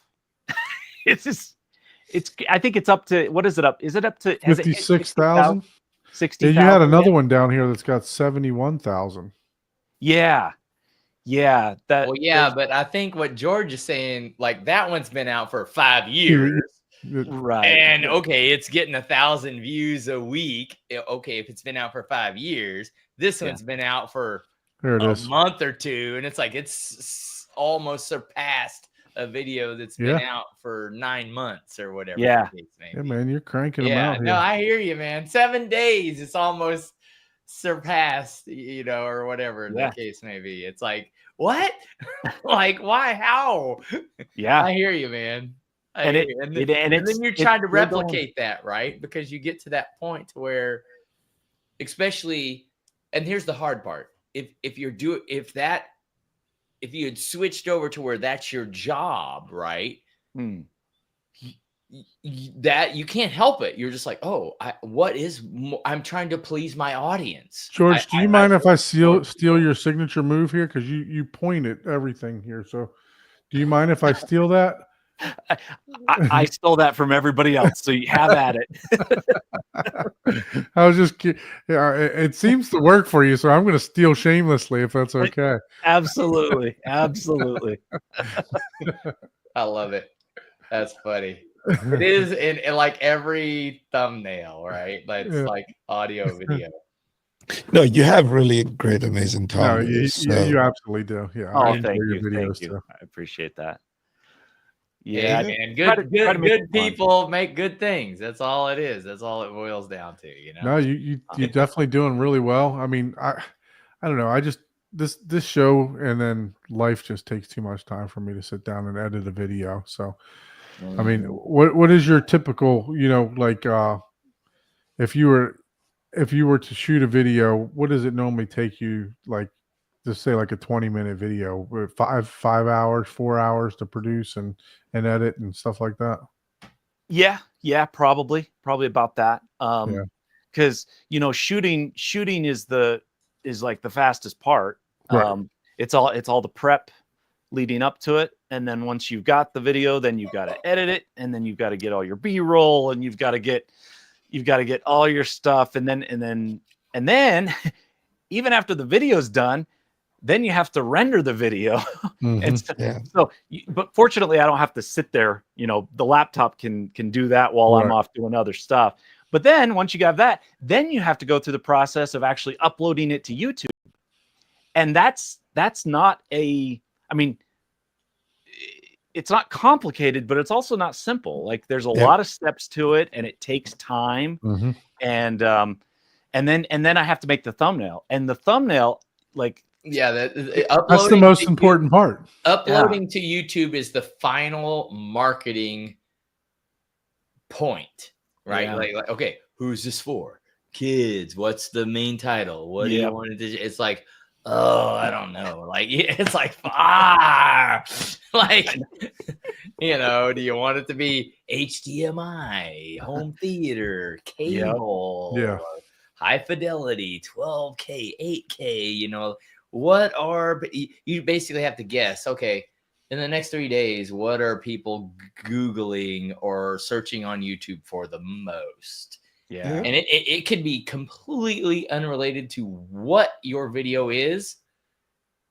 And if it pops up with people Yeah. what they type, it could be, totally different. You could be like, oh, best cable. And, it could be cable from, the Marvel universe. It's like, Yeah. what? Like, Yeah, it's crazy. Yeah, YouTube in a lot of ways is just kind of a black box. It's like you don't really know how it works, but you just do the best you can and hope for the best. So, Bobby Digital, any info on M-Wave this year? No M-Wave in 2025. there is no M-Wave this year. It is planned for next year. Yep, for Like 2026. it is confirmed this year. There's no M-Wave, but it is planned and will be announced officially next year. I think that is the plan. They are doing a Kansas City crawl. I think it's full now, Yeah, but they are doing a Kansas City crawl in the middle of March, I think. So I'm going to try to get out to that. And I don't even know if I was accepted because I don't log into the forum all that often. oh, okay. Yeah. I'm like, I don't know. Is it happening? I think I'm going to try to do that in audio advice this year. So we should go to audio advice. I think registration is out now. So we're audio advice is in Raleigh, North Carolina. Raleigh. North Carolina. Remember, I drove 20+ hours to get there. Or Totally do that. how many hours? One of my best friends. I have several best friends, but like best friends, like people that you hang out with and camp with and travel with for like multiple years. One of my best friends lives in Raleigh, so I could freaking probably just I could just say, hey, dude, leave me a key in the mailbox type of deal, Nice. that type of friend. I should do that. So you're planning to go to any of the shows this year, George? I want to. I definitely want to. This audio advice show. Do you know when it is? What month? It's in August. It's usually towards the later portion of the summer, Okay. I think. Let me see. I might shoot for that one. I had actually planned on going for Cedia this year because I just missed it because it was just like a couple months ago, I think. But then I watched some of the videos from other home theater YouTubers that went there, and I was like, oh, maybe They were underwhelmed. yeah. I'm like, maybe that's not where I want to put my effort. but is audio advice home theater? They did have some theater It's a set up. combo. Yeah, That's what I'm combo. saying. Combination. I think that's a matter of like you don't go to like car audio bass competition expecting the most amazing Dolby Atmos experience in a Right. car. Right. They might have a Dolby Atmos car there that's like, oh, cool, but that's all my point is like Yeah. it's not necessarily about home theater, but audio, and you go there, with the because some of that gear is just. yeah. It's not a budget outrageously priced. It's not a budget friendly. Those are high class, Mhm. but I think for what we do, right? For what we do, it's a great place to run into a lot of people who are Oh out of yeah, the business. there is nothing wrong. It with might not be the any of best for that the average gear. Yeah. consumer out there, but Mhm. for those of us who are in like the YouTube space and that kind of stuff, yeah, it's a good place to meet. It's a great show. I enjoy it, but yeah, you're going to see a lot of expensive speakers sit in the hallway, right? So Don't And- touch. And you're You playing. break it, you buy it. Yeah. If you break it, just sit down and cry. 'Cause you probably won't be able to buy. Yeah. Yeah, so it's August 1st through the 3rd. August 1st through the 3rd. Okay. It's in Raleigh in the Sheridan Hotel. I've not been. I want to go. I've been to Expona, and Chicago. The only reason I'd go back to that is for the deep dish pizza. Mm. But it's just the fact that it's highly 2-channel driven. You know, it's very, very highly 2-channel driven. They did have one when I went there. It was like 2018. They had one home theater set up. Actually, I lied. They had two. One was Emotiva and one was JTR. That was my introduction to JTR. So, but other than that, it's going hotel room to hotel room, basically looking at 2-channel setups. So, Okay. uh, That's what makes M-Wave so unique, to Mhm. have just 100% focus on home theater. Mhm. It's just unlike any other show. Yeah, and just the relationships, right? Every other Yeah. show, Yeah. it's business, right? Yeah. It's very orchestrated, you know, business. You go in there, you're trying to talk to people. Everyone is serious, you know, trying to sell something or trying to do something, but Yep. You're not gonna get the Croson There's no pub personal talk. crawl at you know, you could. Expo. You know, and you might at Raleigh. You know, hey, I know a guy. You could. I can figure it out, but you know. Yeah, no. The best part is meeting, seeing everybody again when you get there. So that's my true, liking of gathering at these shows and stuff like that. The first it was about the gear, and learning about different stuff. But now that I've been to several of them, it's more just for the relationships. the and just- relationships and meeting people. and trying to stuff see like that. something. Yeah, I think that's part of it for me too. Is Camaraderie I've is seen a always lot number of one home for me. theaters now. Yep. I've seen a lot of gear now that I guess I don't get easily impressed in. Well, yeah, Even though my home theater that's is the the cheapest thing. one Like, out there. it's just like you but- get to a point to where it's like, okay, yeah, I've heard a $2 billion theater system. Okay, now I'm going to listen to yours. Yeah, sounds good. Yes, actually, it does I'm sound sorry, good. I wasn't like, well, I've heard $2 billion friggin' theater systems. I'm sorry. we only get excited, uncontrollable excitement whenever we see things that we've never seen, that like combined with all our other internal thoughts that grow our own thought, right?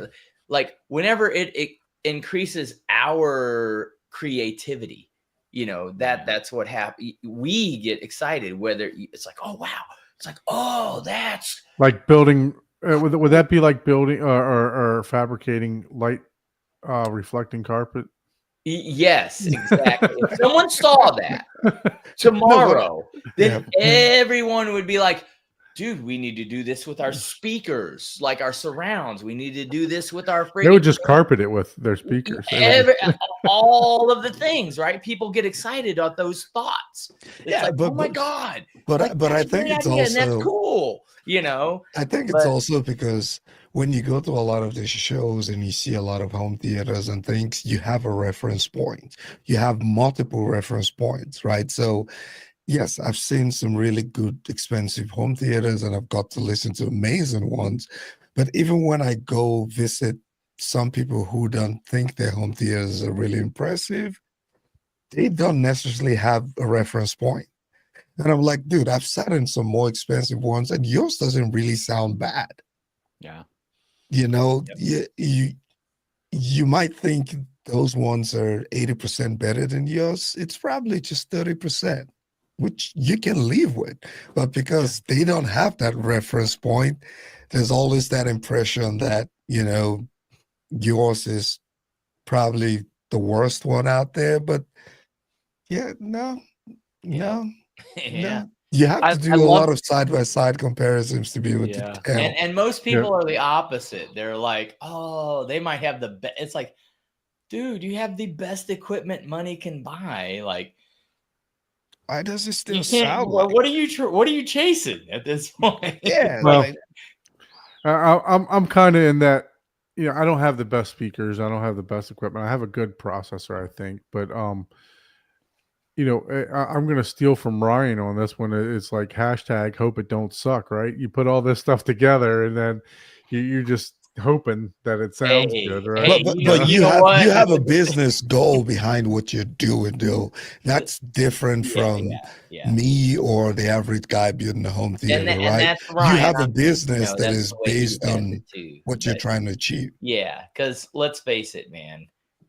So yes, I hope he doesn't suck. If you're laying a 50-inch on the table versus a 15, a 50 is going to look more impressive regardless. It doesn't matter if it sucks. Everyone's going to want to go look at the 50 versus the 15. Yeah. That's just what it boils down to. And that is a good marketing ploy and stuff like that. But, you know, Yeah, but it's a place of business, and you Yeah, know, yeah, that's absolutely. different from me going to spend the same amount of money just to put a 50-inch just so that, you know, I can get my local buddies to come watch. yeah, Right? yeah. It's not the cost benefit ratio doesn't Yeah. doesn't make any sense. Well, and that's Depends. why I Except for changed bragging my on number. ABS forum. That's why I changed my number one thing to who's it for. Mm. If it's for potential customers, you got to bring them in, right? If it's just for your bros, well, I don't know what I could, you know, something loud, you know, I could bring in a PA system that will destroy any of this home theater stuff by 3 times easily at a third of the cost. Now it's only going to go down to like 50 hertz, but it will destroy in volume. It'll destroy your eardrums. $200,000 freaking home theater speaker. It's gonna destroy your Yeah, eardrums. it'll probably shatter windows. It'll probably destroy, you know. So who is it for? You know, it's like, well, I can make everybody shit and their then pants. and then your ears get messed up, and then you think that you got to buy more expensive cables so that you can. Hey, there's nothing wrong. Hey, there's nothing wrong with the little good with the Little cable jewelry. cable. I know, right? Then you got to get floating cables for your speakers, and Dental floss. You got to put the yeah, dental floss then down. you go Yeah. outside of the rabbit hole, and now you're in the raccoon hole, because that's a different type of, you know, marketing when it comes to the home theater. But I know, George, we're 1 hour 30 minutes into this. Would you be able to give us a tour of your theater? Maybe, Sure. you know, Yeah. use your phone or a tablet, and I'm Yeah, sure the yeah. guys would want. I'm sure everyone is excited. They want to take a look, and Let me see if I can make this happen here. It's Yeah. not. I got all my gear here, but let me see if I can. yeah, that's can, fine. Everyone it happen. understands. You know, if you can call in with your phone, or you know, Yeah. Let Or me see. rotate the camera, man. Yeah, it doesn't matter. There we Yeah, go. there you go. Okay. Look at this. Let me turn on all the lights so that Yeah. we can get some better. So are you using an automation system or? No. I do have some smart lights, but Okay. but you know, I just control them like through an I'm not going to say the word, through that Amazon device over there. I don't have any of that stuff. she so- probably just listened to you and rolled her Yeah, eyes. that's awesome, bro. I love it. Let's see here. And always listening. But yeah, Okay. are you using like a regular cam, or are you using a phone? What are you on right now? So I'm on a phone right now. So let's see Okay. if I can. See if you can switch flip it to the back. It might kick you off, but then you can just reconnect and I'll I add you back. don't know if it does or not on It this. didn't kick me off. There you go. I don't Oh, think it okay. does.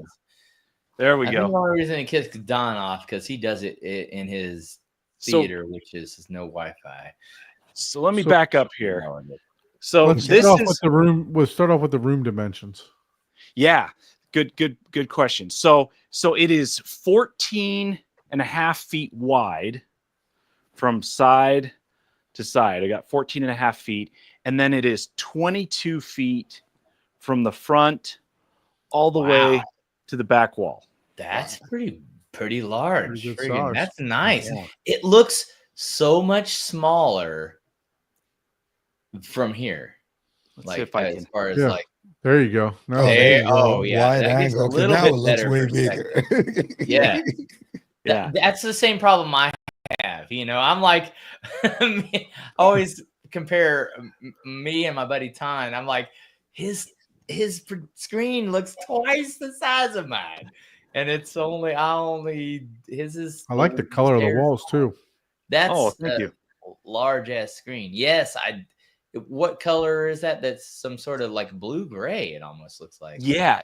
So with artificial lights, it kind of looks a little green. With sunlight, it kind of looks a little blue. And what it is, it's the color name is Mount Etna from Sherwin-Williams. Okay. It's nice. Well, thank you. Yeah, my wife actually picked that out. I told her I wanted a dark color that wouldn't reflect much light, and so she went through the color chips and picked this one out. So Very nice. she also picked out the movie posters, so she likes stuff like that. So we got a quick question, right? And I'm sure you'll get to it, but do you prefer the sofa or do you prefer the recliners? I prefer the recliner. So this is something that when I was designing, you asked what I would do differently. If I had it to do over again, now knowing what I know now, I would set the main listening position right here. And I would basically, I would make this room, I would do away with the riser, and I would just have a single row of 3 chairs. I would put those 3 chairs basically right here, and then the bar there. I don't know if you can see it very well, but Yeah, there's we a can bar see back there. Yep. And then I would put the bar just kind of maybe like right where the chairs are, and that's what I would do differently, seating wise. But it works out. It's fine. This where they're at here, that middle chair is my main listening position, and it's about 17 feet to the screen. So I could stand to have it be a little bit closer, but it works. It's all right. And then you probably noticed that aside from the projector, there's no equipment in here. Yeah. And so the equipment is up here in the front. We've got this closet here that opens up. And so everything is in here. So I've just got some discs. And then this is my equipment rack right here. And I've got this at the top. I've got my Blu-ray player. I've got my Apple TV. And then this is a Zadoo right here. Yep. I really like that. And then my amps. Those are my 3 Outlaw Audio monoblocks. There's my AVM 70. My 3 crowns. And then my Buckeye. What are you using the Buckeye for? The Buckeye drives my 4 height channels. Okay. So did you go with the Purify modules in those, or what did you go with? Yep. In this? Yep. It's the Purify. It's the 252 NP 252. I think. Can't remember the model name off the top of my head, but I think that's what it was. So yeah, that's my room. That's Very the nice. setup. Can you turn back towards the screen? Does your screen has a border on it, or is it just borderless? No, Okay. It does have a border. It's got like a black velvet kind of border Yeah. that's about 3 inches, maybe 3.5 inches wide. Yeah, it looked like it blended in with the wall there with some of the lighting, so it definitely the border disappeared. So I thought it was like one of those Stewart screens that doesn't have a border on them. Yeah. That's one of those things. I kind of like the border, but at the same time, if it didn't have a border, I could have made the screen even bigger. Because it pretty much takes up the entire wall. it is there. There's just not much room left. It goes. And what was the almost all way size again? 145 inch. diagonal. 45. Yeah. Okay. And it's 16 by 9, right? Yep. Yeah. Very nice. I love Yeah, the room those. looks so clean. Where are your in-wall speakers? I couldn't even see them. Yeah. So here, let me show Oh, you. they're painted the same as the room. Yes. Yep. Yep. So like here's the MPX. If I can get it off with one hand here. So those are my wides right there. Very nice. And then the obviously the LCRs are behind my screen, so I can't Right. see those because I can't get that off. But then these are my KEF height speakers right there. Those are my bookshelves. Which is I get a lot of funny comments about those people. I get a mixed reaction. Let's put it that way. But they disappear when the lights go off. When the movie starts, they disappear. And from here, I'll sit down in the main listening position. Got the screen, and then they're up there. So again, this goes back to one of those things that, knowing what I know now about angles and proper speaker placement, I would probably bring them back. It'd probably be about 2 feet, maybe this direction towards me. Okay. Just to kind of bring that angle just a little bit up a bit. But they work. And then I've got the other height speakers up here. Right there. Yeah, you could point those tweeters, right? Yep. Yeah, and they don't. They're already pointed. You probably can't even tell because they don't have much movement. But I do have them angled as much as they can be. Right. Okay. But these, based on the measurements I've taken, the frequency response from here, sitting here, to those speakers, the ones in the ceiling, is quite good. That's awesome. Those sound really good. Yeah. So I had a problem putting my Martin Logans in. I double drywalled the ceiling. Oh, okay. Yeah. And the ears didn't stretch over 2 pieces of 5/8. Oh, So I had to go in and cut a piece of the just put my roto zip saw to where it would cut the one piece out, just the length of the 5/8 drywall, and I had to make a bigger circle around the original hole, just before the ears. It was not fun. I was quite angry with Martin Logan that they wouldn't fit, give enough screw for the dog ears to fit over 2 pieces of drywall. So Oh man, you had to make a bigger hole, and I never had that problem. It's always fit. I could see you cooking over there with that one. you just slapped him on the plate and spoon. And Yeah, exactly. I saw him cooking. Yeah, I was like, yeah, okay, yeah, he's bragging over there. yeah, No, I was surprised though, because you would think that they would give you enough. Because what happens is when you put those in ceilings in, they have like a little lever that moves over when you screw them. It's called a dog leg, and then it attaches the speaker Yeah. underneath, and the screw itself just wasn't long enough to go over two sheets of drywall, 2 5/8 sheets of drywall. You do know those screws are not like proprietary. You can get a longer screw.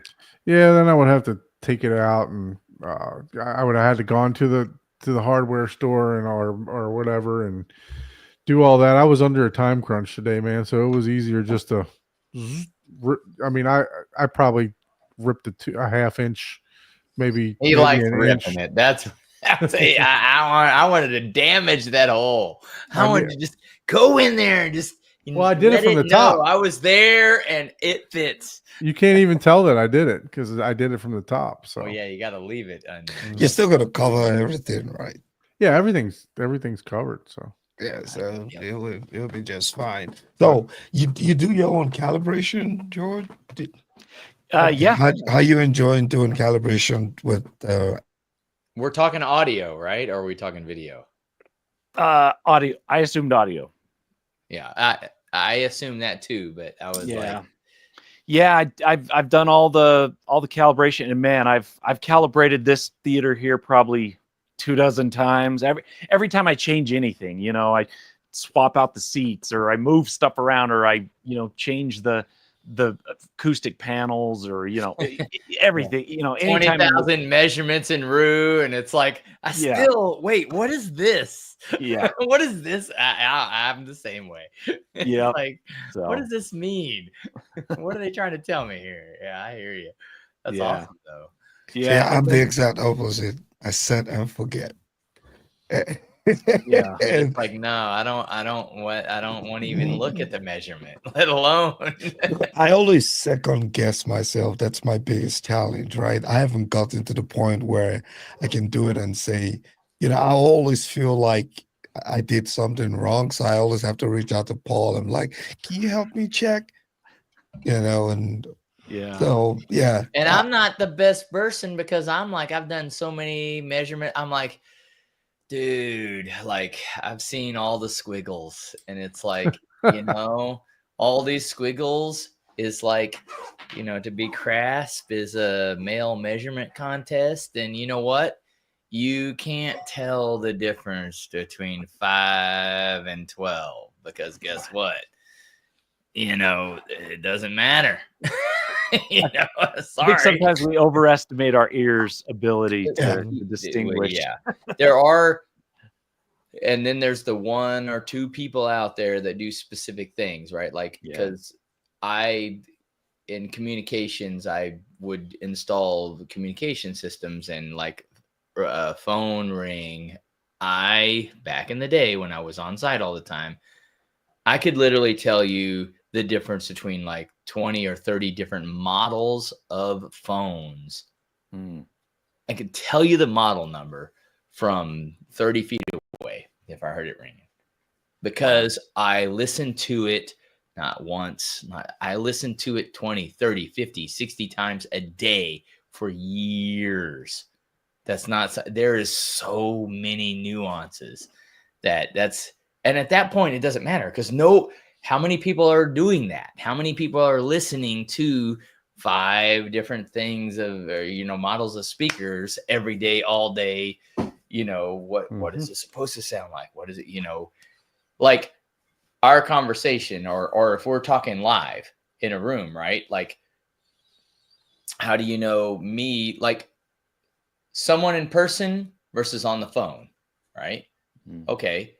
That person on the phone, they could be in 5 different rooms and they're going to sound a little different. If you've only heard them once live and then you pick the 5 other rooms, you might not wait. What? Who is this? What? Like, you might sort of recognize it, but you're not going to just call it out, But if you listen to that person call you 1,000 times, you're going to know immediately, oh, yeah, hey, what's up?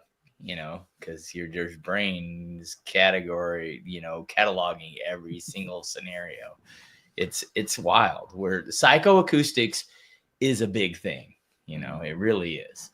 So, and everybody has their preference. So there's truly no wrong or right answer in all of it. So, Yeah. So Scadio says there's a lot of good deals going on. I did not hear that. The S90D 2100.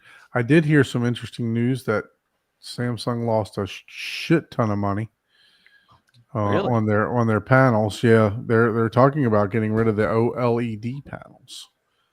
So they lost a lot of money. Well, LG's been doing it for a lot longer. So Yeah.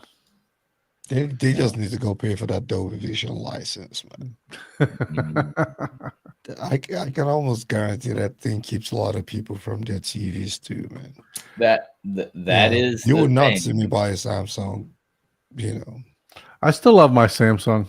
It's still got 3D. Yeah, It's awesome. but that's why, right? It has Mm. something that most newer TVs don't have, right? Yeah. So That you that keep, is a thing. That is a but thing. there's no way in 2025 I'm going to buy a TV and it doesn't have Dolby, regardless of whether there's quality Dolby Vision out there.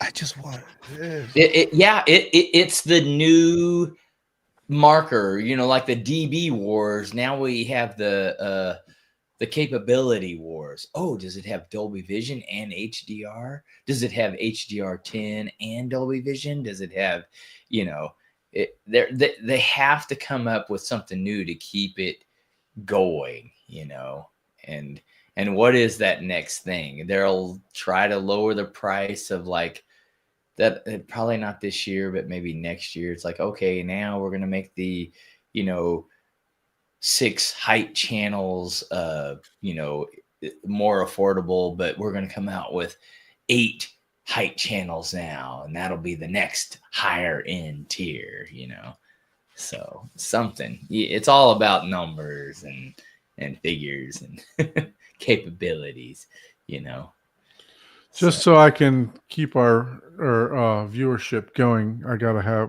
have some hate on the show. Kaleidoscape, Oh God.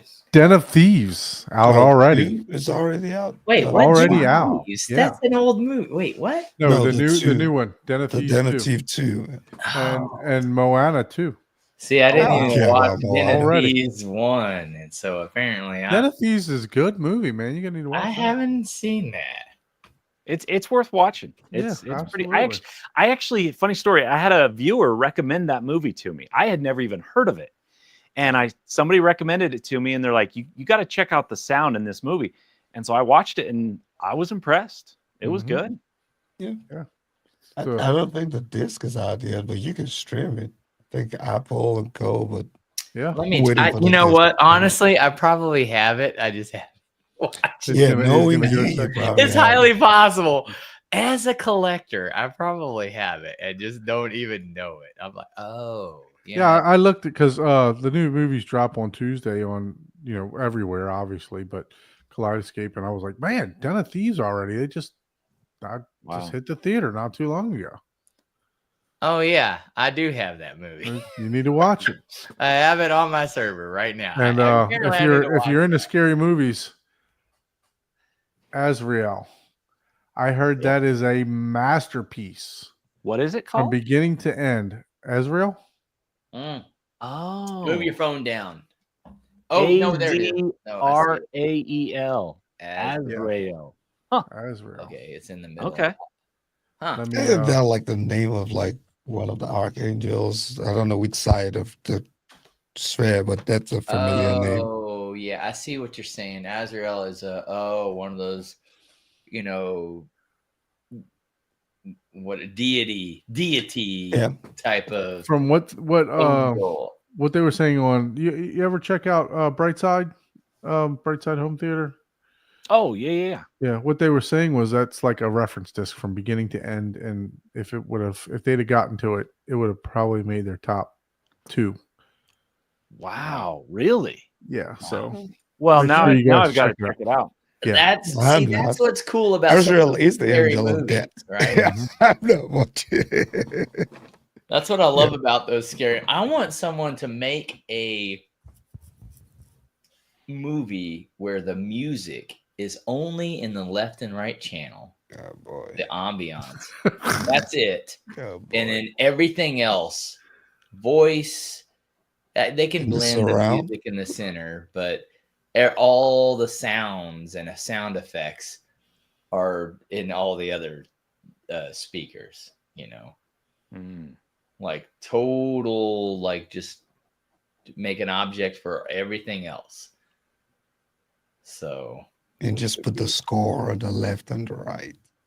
yeah, like because that's your main speakers, is like that's your bed layer, that's your overall, because everyone's left and right speakers are generally the biggest and best speakers, right? And then everything else is just like for effects and drama. And how would that it may sound like total garbage, you know. Heat that now I know. $9.99, man. They got some killer pricing going on for some movies. $9.99 for Heat. All three movies of The Equalizer for $29.99 4K. Dude, I have like 300 versions of The Equalizer, man. You'd like the Queen Latifah one the best, don't you? No. I would not publicly. I haven't seen that one yet. I don't want that to ruin my whole. There's a movie, right? There's a movie with her in it, right? Not the series, because the series is based on her, right? But there's a movie with her in it too. No, it's a series. No, it's a series. She hasn't been. I'm just poking fun. I mean, I couldn't watch that. It's horrible, actually. I enjoyed the first couple of episodes, but then I'm like, so they never had a movie Equalizer with her in it. I thought because I can never tell, because I'm like, is that, you know, you watch some of the trailers, but it's like, is this a trailer for a series or a movie? Yeah, it's probably the trailer. Yeah, but I caught the first couple of episodes, and then I was like, you know what? I never finished it. So, you know, at some point it just got cheesy for me. So those of you that don't know, Abe is Senor Dusty. He says that Heat is the best gun scene battle. So it is a good demo scene for sure. Nice. So let's yeah, I have so much backlog of movies, man. Right? I know. I'm like, well, apparently I'm gonna have to watch Den of Thieves again.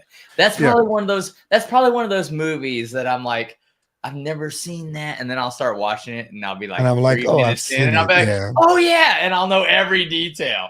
Jessica hates me for that.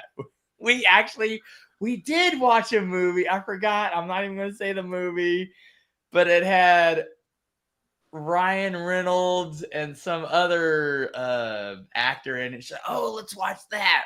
And that's the movie we ended up watching. I forgot what it was, but it was on one of the, you know, broadcast IP things. And we, at 15 minutes in, I was like, wait, we've seen this, haven't we? And she's like, I think we have. I've done that before too. Yeah. It was The Rock. It was The Rock and Ryan Reynolds. And he was, Ryan Reynolds stole some, you know, whatever. It was in some museum thing or whatever. Oh, it was like Red Note, Red One or something. Yes. That's the one I watched. Yeah. That's why I didn't remember it, because I'd already seen it. And I was just like, we already seen this. And but that one's not that old either. So she was like, oh, we got to watch this. And I'm like, all right. Ryan Reynolds is pretty funny. I can go ahead and watch another Ryan Reynolds movie that I don't know what. Yes, it was like Red One or something like that. That's what I ended up watching. I was like, I know I watched another movie, but I don't remember what it was. And that's what it was, because we already seen it before. But anything that you can announce that you got upcoming on the channel? That's a good question.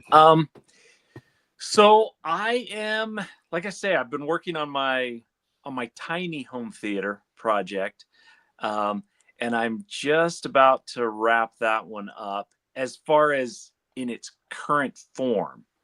But I do have some stuff in the works, but it's nothing solidified yet. So I don't want to. I don't want to say it.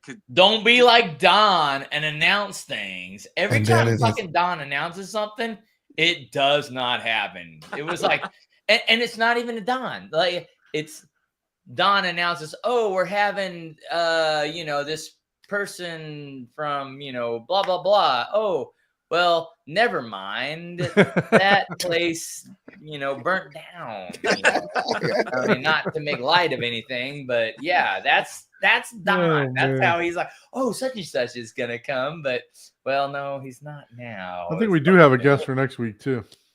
Yes, we do. Don't But jinx it. we're not Don't going to jinx announce it though. No doubt. Yeah, Please yeah, don't. you just surprise. Build it up, man. Just say like, "Hey, this is like," say everything but the person's name to make it official, so no one knows. Like, well, they got 1 million subscribers and blah blah blah. Do that, but don't actually announce it officially. There's way too much evidence to actually show that when Don announces it, they don't show up. So let's Oh. skip it. There's literally way too much evidence. So you got this upcoming possible thing with the tiny home theater. Yeah, like I say, I kind of treat it as kind of my lab, and so I've got some potential stuff in the works that will be pretty cool if it comes through, if it happens, and I think people will be interested in seeing it, because it's not something that you would expect in a tiny theater. So so I'm hoping that happens. Okay. So Nice. That's good. Nice. and when I do it, if hopefully I'm able to do it. If I do, I'll announce in the video. I'll say, this is what I was teasing back in our live stream. So That's so awesome. you'll know. Yeah. Okay, Awesome. definitely. So any other products for review or anything like that you can give us a skinny on? Somebody asked me. Yes or no. The RBH sub is not ported. It is sealed. Rich little poor boy asked me that question. Yep. Yeah. So for products in for review, so I'm planning to do kind of like I've had them for close to a month now, maybe a little bit over a month. I've had the RBH speakers. So now that I've been listening to them for a while, I think I'm probably going to do like a 2-month wrap up, kind of like, hey, this is, now that I've had some time to really work with these things and get them dialed in, kind of my final thoughts on them. So that'll be good. Product, as far as product, I've got, it's the big one that I was talking about earlier. So yeah, I've got something in the works, so that hopefully that happens. It's funny, the cable company, the one that did the HDMI, sent me the HDMI cables that people really like. Rui? Yeah, Rui Pro. That's what I have. Oh, it is. Okay, great. Yep. Not that exact cable, but I just bought one. Oh, nice. some people have complained about the heat from the transceivers on them. I haven't had that problem, but they do feel warm. So I don't know, but I haven't had any issues with mine.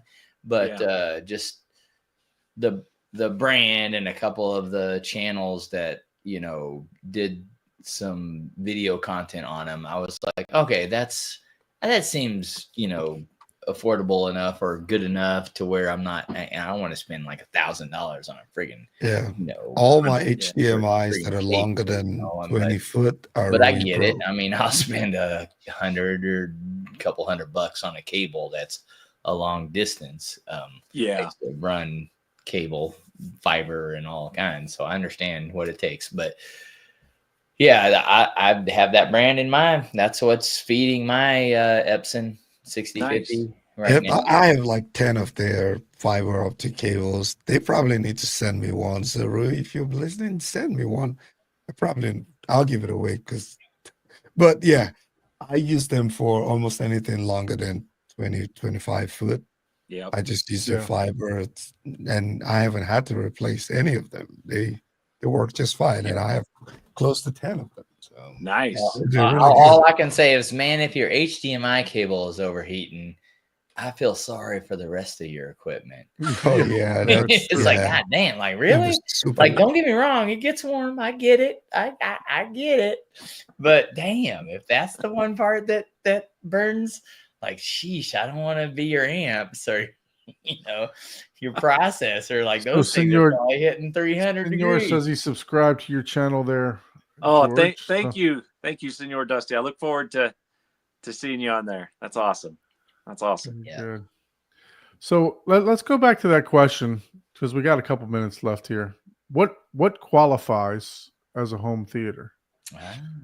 So let's that was go a back to different that question, question. but it is a good What- question. It's What like what gear do you have that qualifies you as a home theater? Yeah, So what I'm going to is- start with me. I think you have to have, in my personal opinion, I think you have to have a receiver.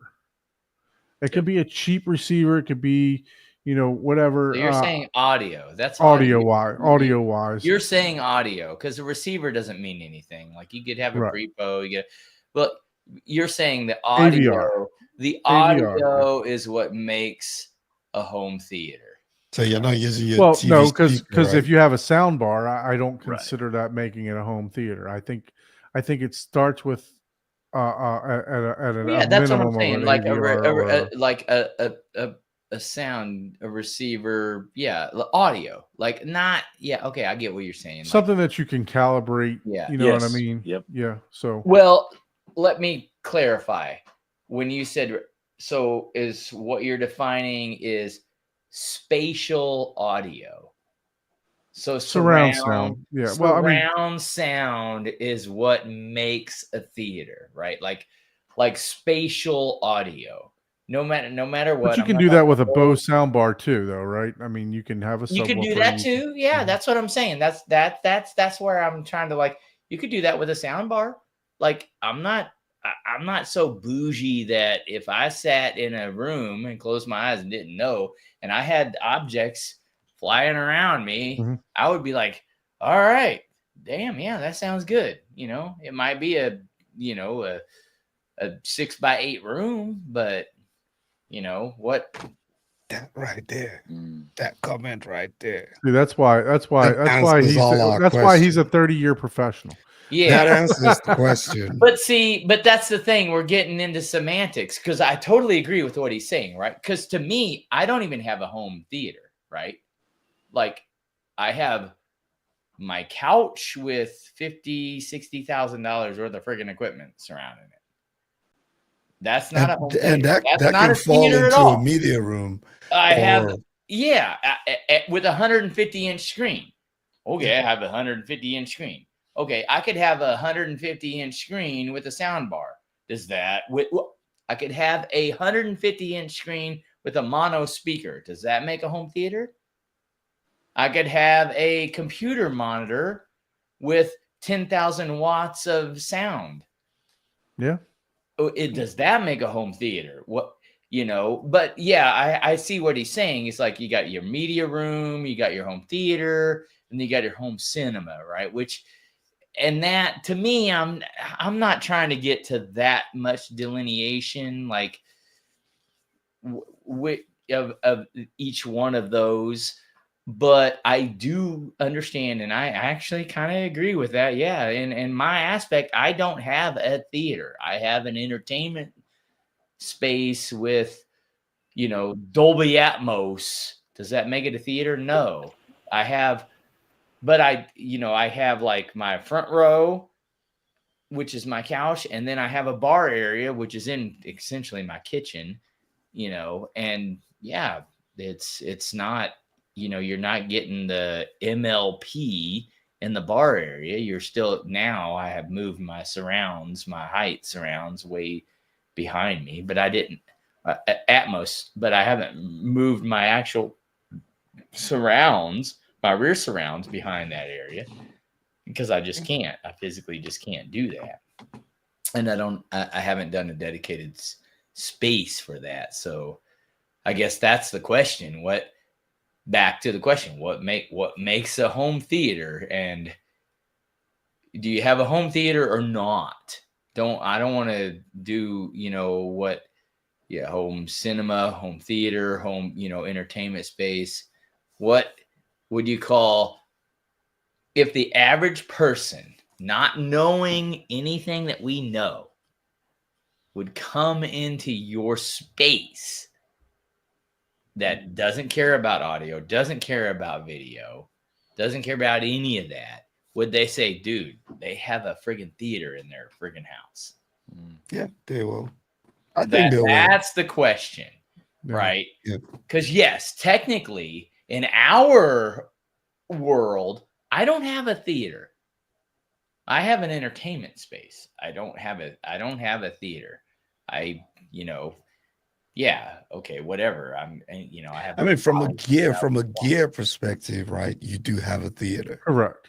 So from because that is part of what in our But in our no, little but bubble. the gear doesn't. But that's the thing. The gear doesn't make the theater, because if I had a Epson and I was only projecting a 60-inch screen, well, I don't even know if the screen can go that small, and 2 speakers. Okay, I could have a friggin' barcode that's melting the hole in the wall.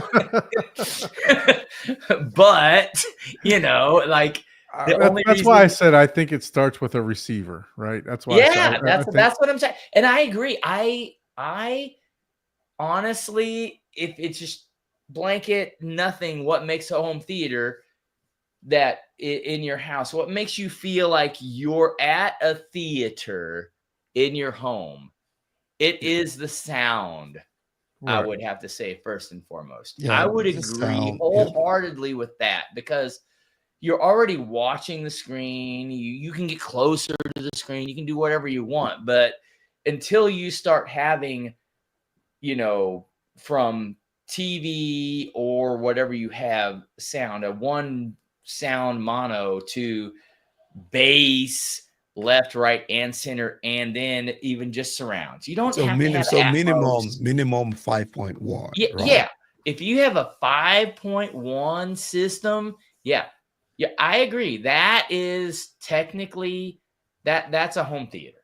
Now, because that's what brings that experience, because when you go to a theater, that's what it is, right? You're experiencing that, but then beyond that, it's more of a social thing, right? It's like, because technically it goes back to who's it for, right? Because when you go to a theater, most of the time you're not going by yourself. Sometimes you do. I've totally done that. Don't judge me. I go to theaters by myself too. But but a lot of the times you're going with other people, and it's experience. You can have 10, you can have 20, you can have 30 people sitting watching the same thing, right?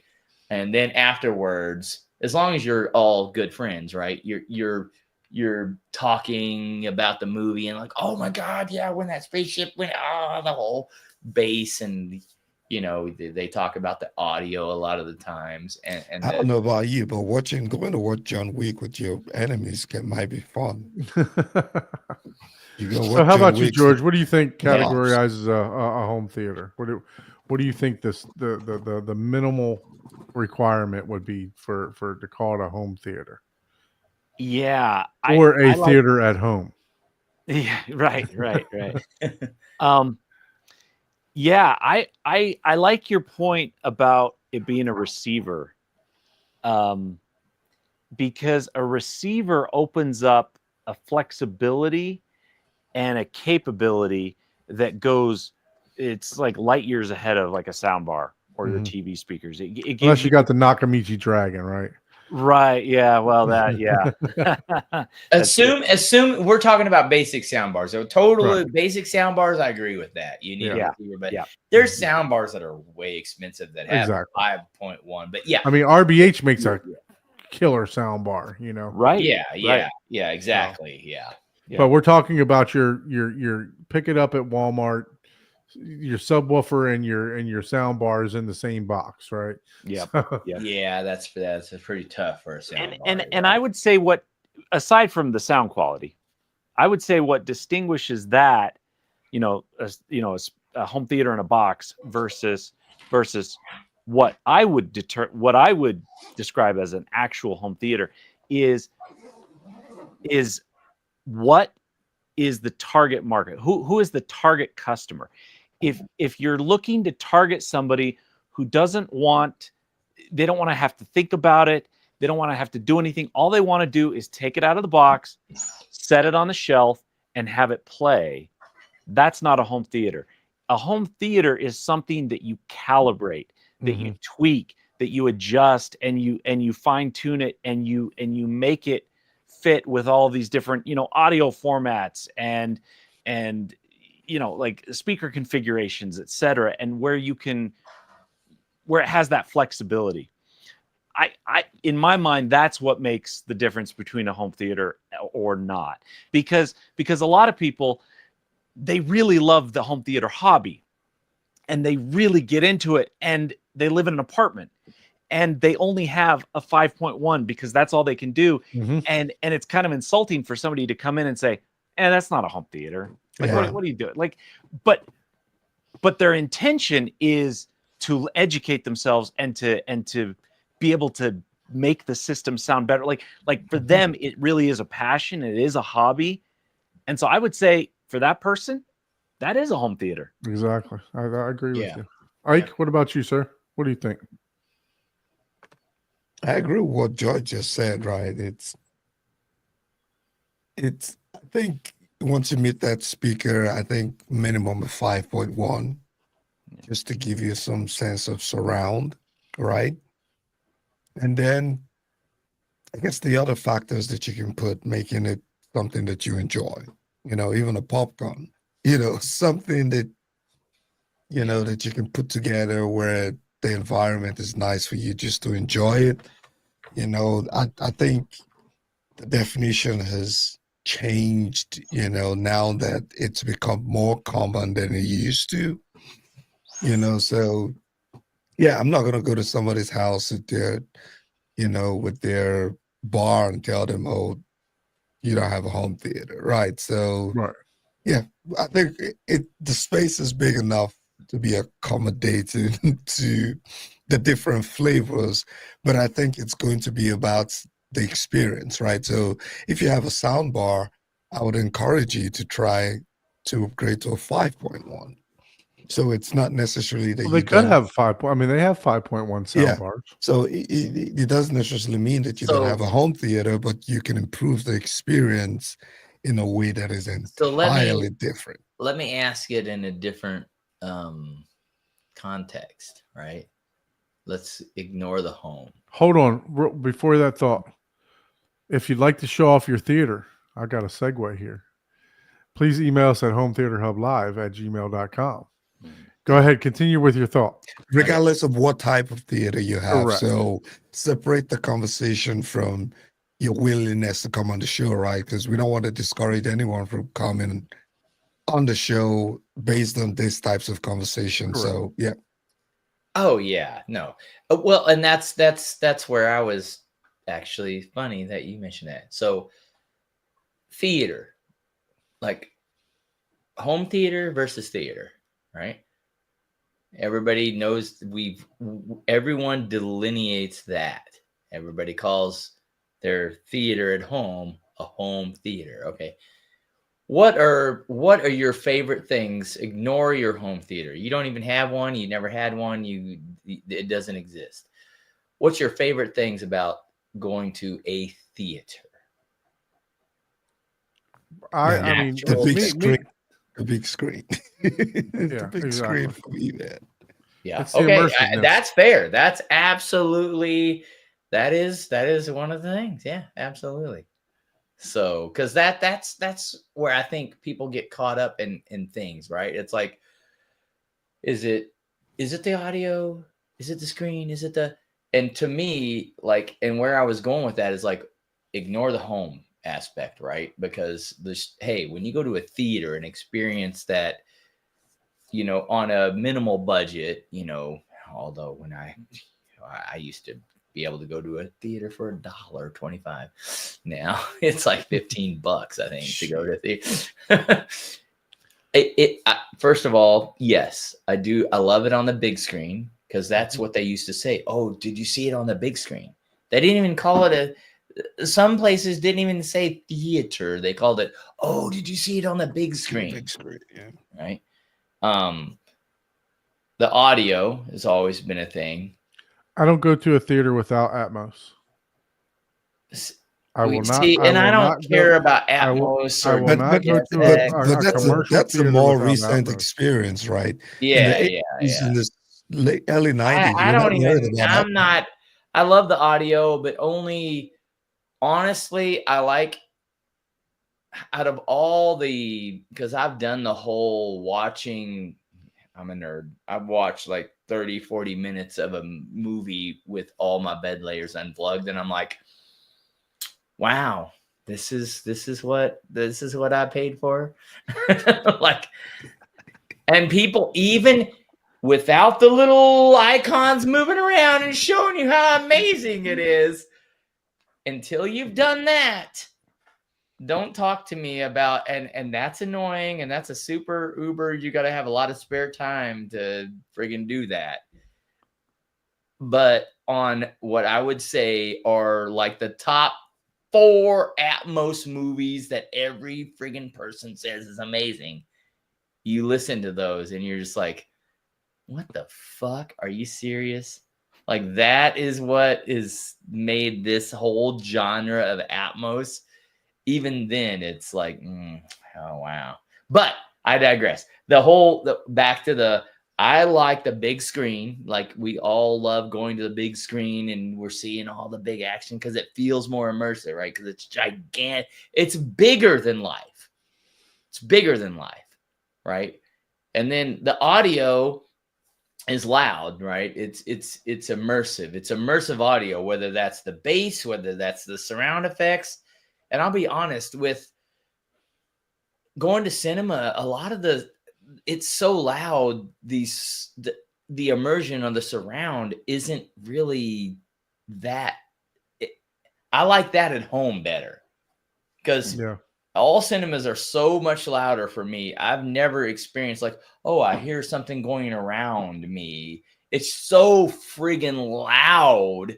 I'm like, okay, it's just all a blur. Where if I listen to that same movie at home, I'm like, oh wow, holy shit, I actually have. Like, wow, like, oh my god, what? I didn't know that did that. I watched this on the big screen and I didn't notice it did that because a lot of times they had it maxed out. Well, they're also calibrating for 200 seats versus exactly. Yeah. You might be sitting at the very worst one. Yeah. Well, I like to sit as close to the screen because I like the bigger screen. So maybe I'm all about the screen size. But then I sit like 1/3 back. But then the other thing is like the people, like, and that's tough because especially it's like how many people. What's the largest crowd you've gone with personally? Except for like, I'm not counting like home. I'm not counting like the KC home theater crawl where, you got like 50 people that come from out of town or 20 people from out of town. And then all of them go to watch a movie. That doesn't count because it's a collaborative put together event. Yeah. That's not, I'm talking just carte blanche, like, hey, your buddies want to go watch a movie that's supposed to be really popular that everybody likes. What's the largest group you've done? I'm like probably 5 or 6 at the most. Well, not more than that probably because I've gone with like my family, like my mom. Nobody dad, likes me, so I had to pay for brother, sister, me, their, and all their wives. So, at most I've done like maybe 12 people, going to a theater movie, which is a lot, that's a lot of people, but I like the camaraderie and going out with, those people. But then beyond that, it is a lot of the, you got the popcorn and you got the drinks and you got all that stuff, right?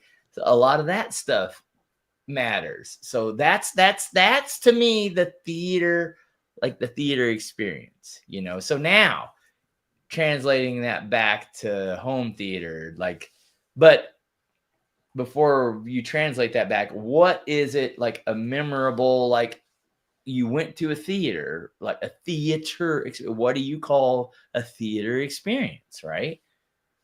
That's what people don't ask. What is a theater experience? Ignore all the equipment, ignore everything, a theater. What is a theater experience for you? Not at home. Expensive then- popcorn. That's what it is for me. They eat as Hey. much popcorn before I go. Now, That- you can't go to a movie now without That spending is $100, absolute- man. That's not even a joke. That is, I kid you not, that is probably one of the best answers, right? Because everyone's like, every image of every theater is like the theater popcorn. Oh, I'm still trying to master the theater popcorn at my house. Yeah. so. Absolutely. Hey, that's definitely not even, that's probably one of the best answers, to be honest. You know? Yeah. But yeah, I mean, we've come up on time now. It's, 2 hours on the clock. We don't want to keep George up way too longer than normal. And if we let Paul and Don go, we're going to be here Oh, till yeah, that's 2 a.m. So, but yeah, I think it's been a wonderful, show having you on the podcast today, George. You, like we tell all our guests, you have a link. You're always welcome to stop by anytime.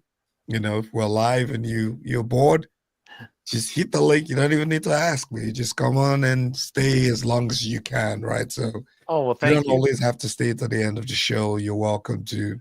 Yeah, we like to run this like a Pop in, Zoom show. Pop in, know. pop out. Stuff Yeah, like You Nice. that. pop in for 15 minutes and leave, and that's fine. But Awesome. Well, yeah. thank you so much for having me on. This has been awesome. I really Yeah. appreciate it. Yeah, we love meeting everyone and all people in the theater hobby. It is such a small group. People don't realize how small it is. Yeah. Yep. So for those of you that aren't subscribed to George's channel, make sure you visit him at Theater at Home on YouTube. You have any socials, any other Instagram, Facebook, anything like that, George, that you want to plug? I actually just have the YouTube channel. So Ike's got it up there on the screen. I don't want to cover your face, but yeah, I'll put it back up. Yeah, Go if ahead. you just go to YouTube and just search Theater at Home, it should come up. So there it is. Very George good. Theater at Home. Yep.